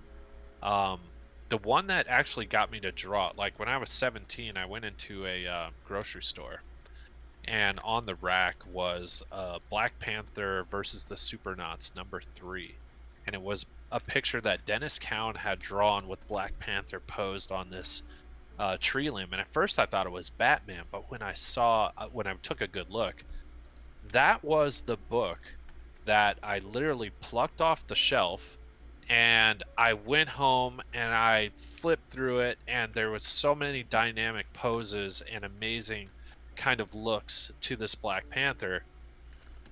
I was like, I have to draw this. I have to learn how to draw like this. It is so amazing. And that's really how I started the process of teaching, myself how to draw. Well, I can't say teaching myself, but I got into the discipline of drawing because, my influencers are who really taught me, yeah. kind of in that way. Uh, but I remembered, like, I don't know if you guys might remember, but they used to have this draw me test to see if you were capable of going to art school. And there was this like turtle head or a pirate head, if you've ever seen it in a magazine, or they had commercials even at one point back in the day. But the idea was, hey, if you can draw this, send it in and we'll see if you have what it takes to have a career in art. And so I thought that's how you did it. That's how you learned how to draw. You had to be able to copy something else to really see if you had what it took to Yeah. be an artist. And so that's what I did. I literally would just start buying comics and try to teach myself how to draw by understanding how to look at someone else's drawing and be able to copy it. and by doing so, it kind of allowed me to dive into the mechanics of how they were drawing, and I was trying to figure out the science of their line style, their weights, their anatomy, all the little things, right? Yeah. So I literally would just buy tons of comics and look at them and copy what I could see, and then pretty soon I realized, hey, I think I can memorize it, and I would take the books and I would put it aside, and then I would try to remember the pose, the weight, the line weight, and all the stuff, and just be like, I'm gonna try this. I'm gonna see if I can get in there, and really kind of remember what it was. And then I found that after a while I could do it. I could remember. I'd be like, and this is how when I drew my first comic book, I'd be like, oh yeah, it's page 6 of issue 131 of this comic. On that panel they had a person that looked like that. I remembered that angle or that drawing, and then I would just try to put that in the panel or the page. That was my secret technique to Frankenstein art, I think it's like before I whatever really kind of got like into it. gets you by, right? In the start of like, and Oh, for like sure. because you learn from it too. It's that sort of thing of like you kind of need to kind of like do the study and you need to do the copying like in order to kind of try to break down and being able to do it yourself, and then in a weird sense you become like a mixture of everything that you like, and Yeah, because you studied it, and then like you become like maybe like 5% Jim Lee and 10% for sure. like so who would you say like has like influenced you most as an artist, like was it a mentor or was it like a comic or like the main thing that like I guess changed your art for the biggest sort of impact? Um, I want to say uh, Shiro Mazumune was probably one of my greatest influences. Um, if you guys know Ghost in the Shell or Appleseed, that guy's panel work, his illustration style, the way he drew women, they were seductive and powerful, and his blend of military and tech and his panel structure with action, I was just floored. He had a kinetic energy to his work that I just thought was next level. I always just thought, damn, if I could be a fraction of what this guy is doing, um, I would be pleased. I would, I would be pretty happy with um, myself as an artist. Yeah. You know what I'm saying? Could you bring So, up what's it called? I can actually bring it up. What was the name again? Just so we can kind of like it. I want to see some of the references. Shiro Mazumune, he was the guy that created Ghost in the Shell and Appleseed.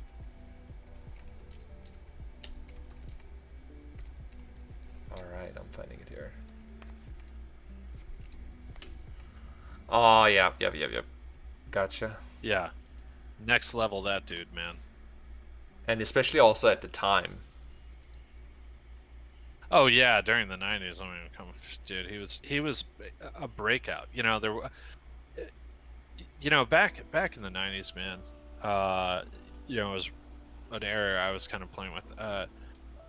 People were gunslingers, and I say that because they were throwing lead, and they battled on pages. They really like attacked the page in terms of this is our streets that we fought on. You try to outdo someone in publication, in a comic. We didn't Yeah. have the internet to kind of share blog posts and do YouTube videos.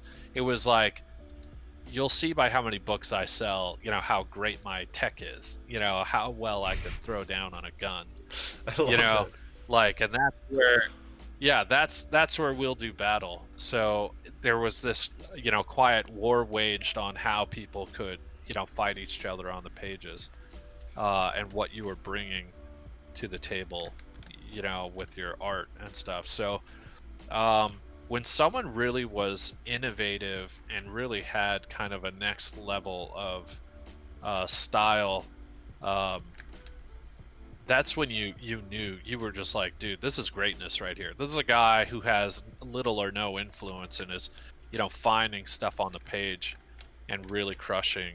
Um, and you really had to have the buy-in, if you will, of a publisher Yeah. to kind of, believe in you enough to have that war. So with, you got street cred. We were like gangs, man. The studios, there was so much rivalry between studios, between Extreme Studios and Wildstorm Studios and Marvel. Like there were groups where we were just battling each other. It was street gangs, man. And everyone was trying to be the hot boy, trying to flex on some cool comic and stuff, or draw, in a way that hadn't been seen or done before. It was such a fun time to be in those battles and stuff. Gosh, I had some rivals too. Just and to watch the little nuances that would take off, like the hatching on someone's nose, or the, like the reducing the amount of lines that were drawn. Artists would see really just like the way hatching was done on the face in the 90s on comics and stuff. It was so many lines and hatching and cross hatching, and that there was blends of how people did metal and all this kind of stuff. Can't see Dan's screen share. Don't worry, I'm not trying I'm on anything it. pretty, I'm on man. it. I'm joking. I don't know why it's saying it, but yeah. Keep going. Yeah. So just having these kind of moments where nice. Where we're like, you know what, I'm not gonna do that anymore. I'm gonna defy the way that they did something. So like even at a point, it was funny. So in there was a Wetworks compendium special that was being done, and they were doing kind of call outs of like pinups of all the characters, and Will Spartasio was drawing it and stuff, and there was a character named Dozer, and he had a pretty big gun, but it was something that you would see kind of in akin to in Predator, Jesse Ventura kind of having his minigun, Yeah. to a degree. So, that was like, hey, Dozer's about like that size and that thing. And I was like, yeah, that's cool. And then I saw in Appleseed, what's the name of the robot guy in Appleseed? Shit, I can't remember. I don't know. But he had this massive cannon that Art Adams had drawn, and I was like, oh my God, I want to take that Gundam style cannon, where it's just obnoxiously huge, and put this kind of almost manga-esque style on it, where it didn't fit into the mold. I was like, let me just try something different, and how will that turn out? And they were like, all right, yeah, maybe we'll use it. And then as it turns out, they came to me and they're like, this looks nothing like Jim Lee, this looks nothing like what Mark would do, and this isn't our house kind of style, and you can't go out of bounds here. And I was like, well, I'm not going to change it. Like, you can't tell me what to draw. I'm on this weird journey, and I know I'm new and stuff, but I feel like I have to push some boundaries. And they threatened to fire me on a couple of occasions, because I just was like, you've got to be in your own space. You've got to be able to explore things and try things. And moving away from the kind of house rendering, if you will, what's funny is that's where it eventually led to. That's where it went. We started opening up rendering, and it started to look more anime.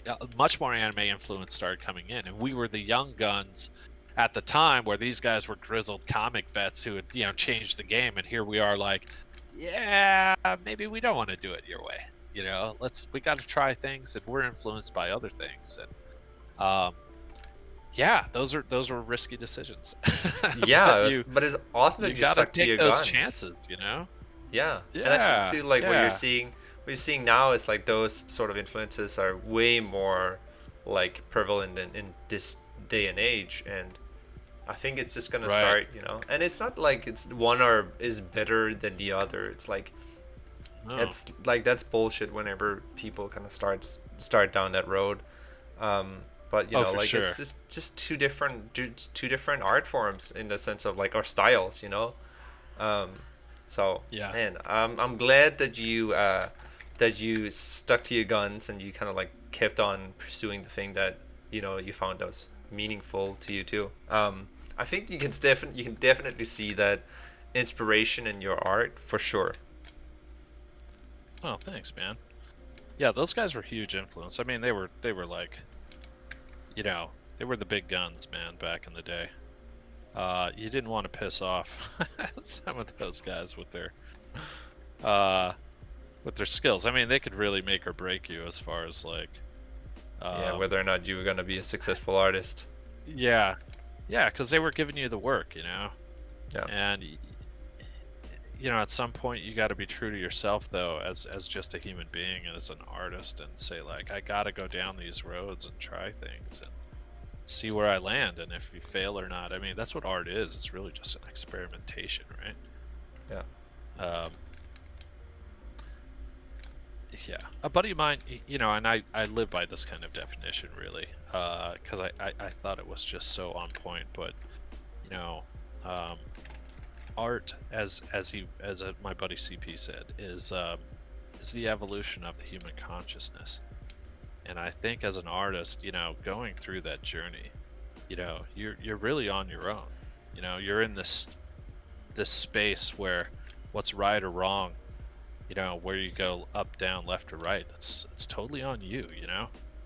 yeah, Um, Having those freedoms and stuff to make those choices, uh, yeah, it's what you grow from, and no one can tell you what's right or wrong. You just feel it. yeah. I do So, I mean, to I really think that harkens true. Yeah. to that point too. I do find that it's like over the time too. It's like I found that whenever I'm painting or drawing, it's sort of like you are kind of being taken on a journey. It's not fully you that are at the driver's seat. You have Mm-hmm. some say, but it's not fully you, if that makes sense. Like, and yeah, it's a like painting and that sort of thing. It can kind of put you in a interesting mind space too. And I find that when I'm painting and drawing and when it's the best, then that's like in a mind state. The mindset kind of becomes like still, if that makes sense. Of like there's you Yeah. forget kind of like time and space, and you're in a different world essentially, and Oh, for it's kind of sure. being revealed to you as like, and where that stuff comes from, where that those thoughts and everything, I think is in the universal what's it called, unconsciousness, if that makes sense, of humans, or Mm-hmm. human, or Mm-hmm. you can call it consciousness too. But it's not clear to me where that is essentially coming from. All I know is like I don't think that that's necessarily me coming up with that. I don't want to take credit for um Yeah. Yeah. Are you the observer yeah, of exactly. what it is, or are you the creator of it?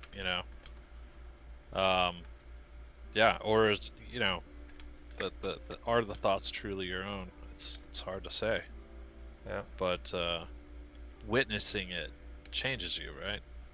Like, its creation, like when you do a drawing and stuff, the effect it has on you is profound.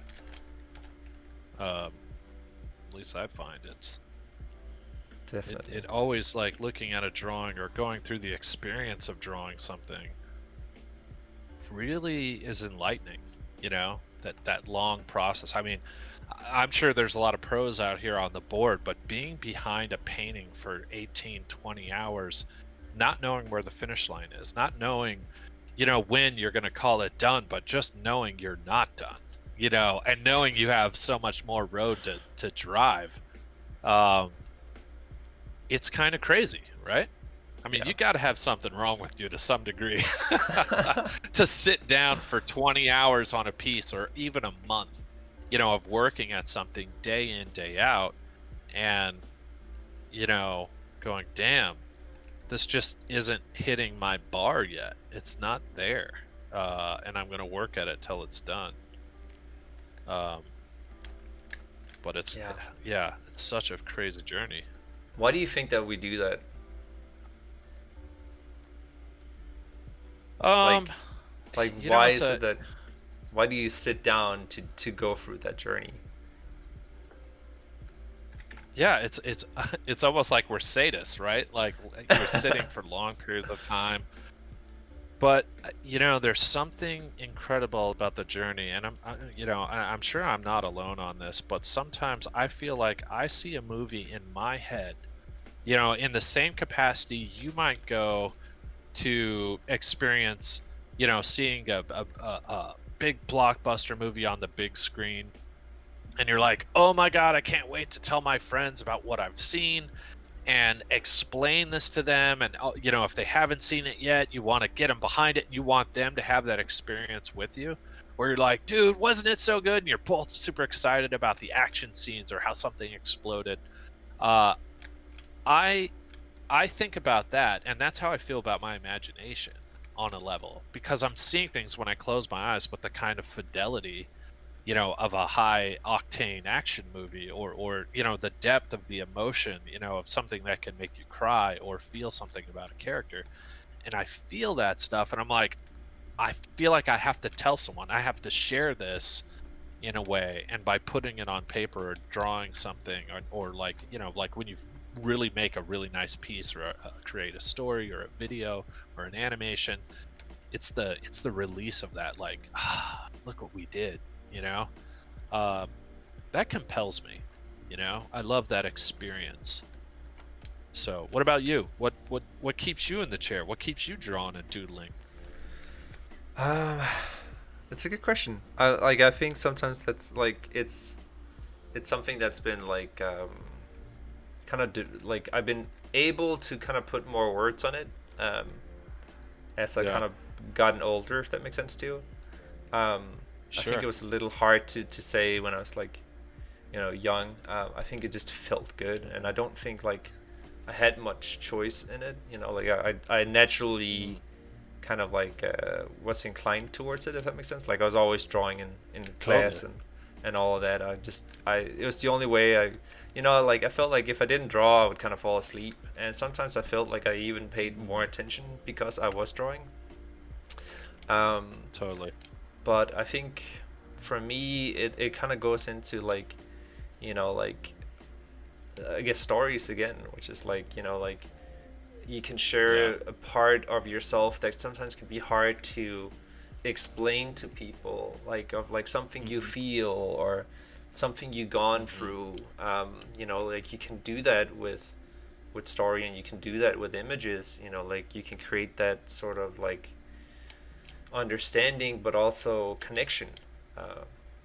And especially when it's done right, like that's when like you saying taking your friends to go see the movie of your imagination. Like I find Hmm. too that I went into this sort of path because it's like I want to be able eventually to communicate feelings that are within me, or experiences, or and hopefully and some of them are deeply personal.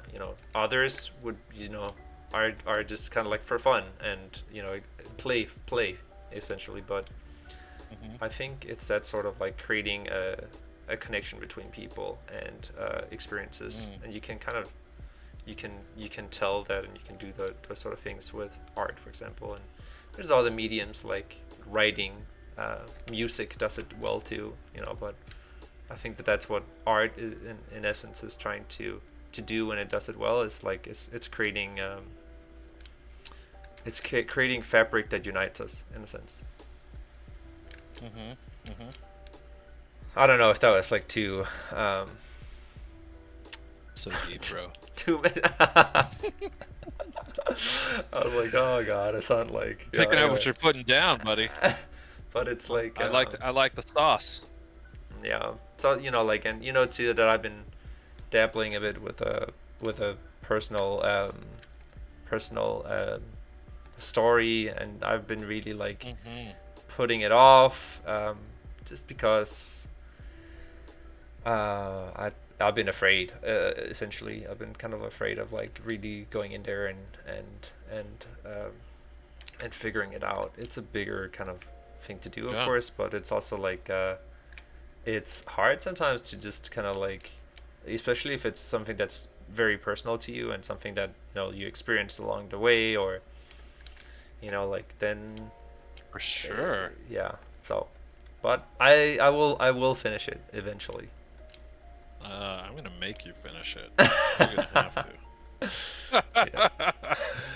Bro, it's really good, and it is hard, and especially taking a personal story. I'm sure a bunch of you have personal stories you've been working on for a long time, and it's hard to be like, all right, I'm gonna put this thing out. I hope people aren't too critical. Because you feel it.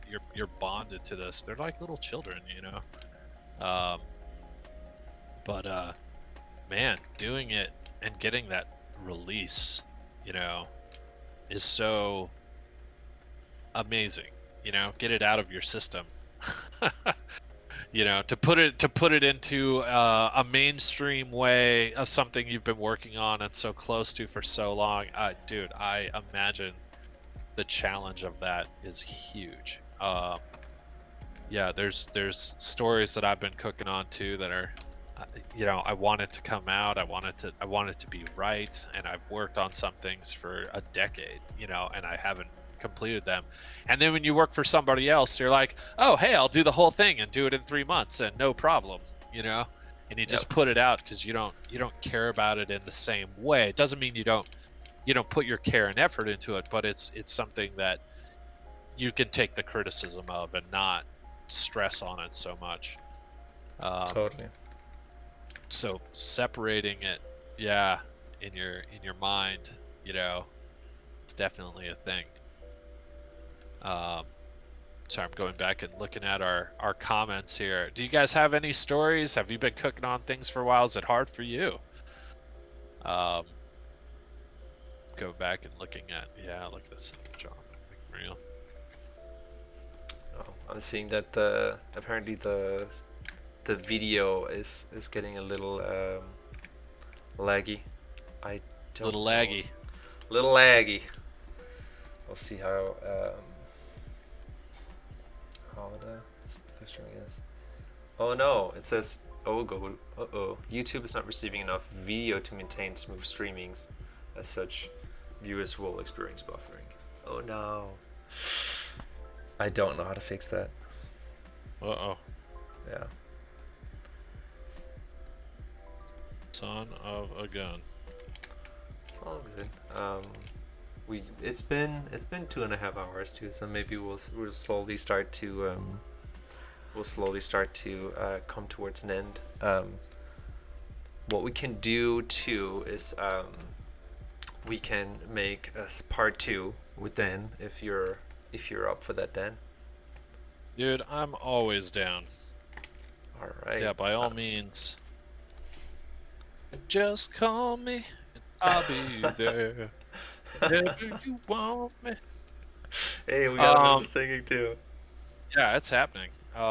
Listen, I'm a full-time entertainer, man. We're doing this all. Dude, yeah, always. I think it'd be great, to get us down the road a little bit on this story. I mean, it was fun doing this freestyle. We're putting it together. You guys are getting a chance to hear how we're thinking, what we think about as we process this stuff. But let's put it into a form. Let's put it into an actual thing. And I certainly don't mind typing up the notes and putting it on, making it available, of what we captured, and see where we take off from there. I'd love to see people throw down their versions of your character and like some of the stuff we talked about, like let's play together. Let's make a sandbox, Sounds like a good What do you plan. think? I think that that sounds like a great step Oh yeah, for man. part two. There it is. There it Yeah, is. yeah. I Love think when a plan we'll comes we'll together. we'll do that for part two, and I'll find a date and I'll kind of announce it for anybody who's interested. I think what we're gonna do too is with a Dressel, we're gonna kind of like throw together the draw this in your style for those who would like to just participate and do long and feel free to take it and change it to however you feel like. As long as I guess you just keep the overall features, then you should be good. Um, so that will be going on online, and then you can use the hashtag #drawdressel, and that's that way we can kind of find your your pictures.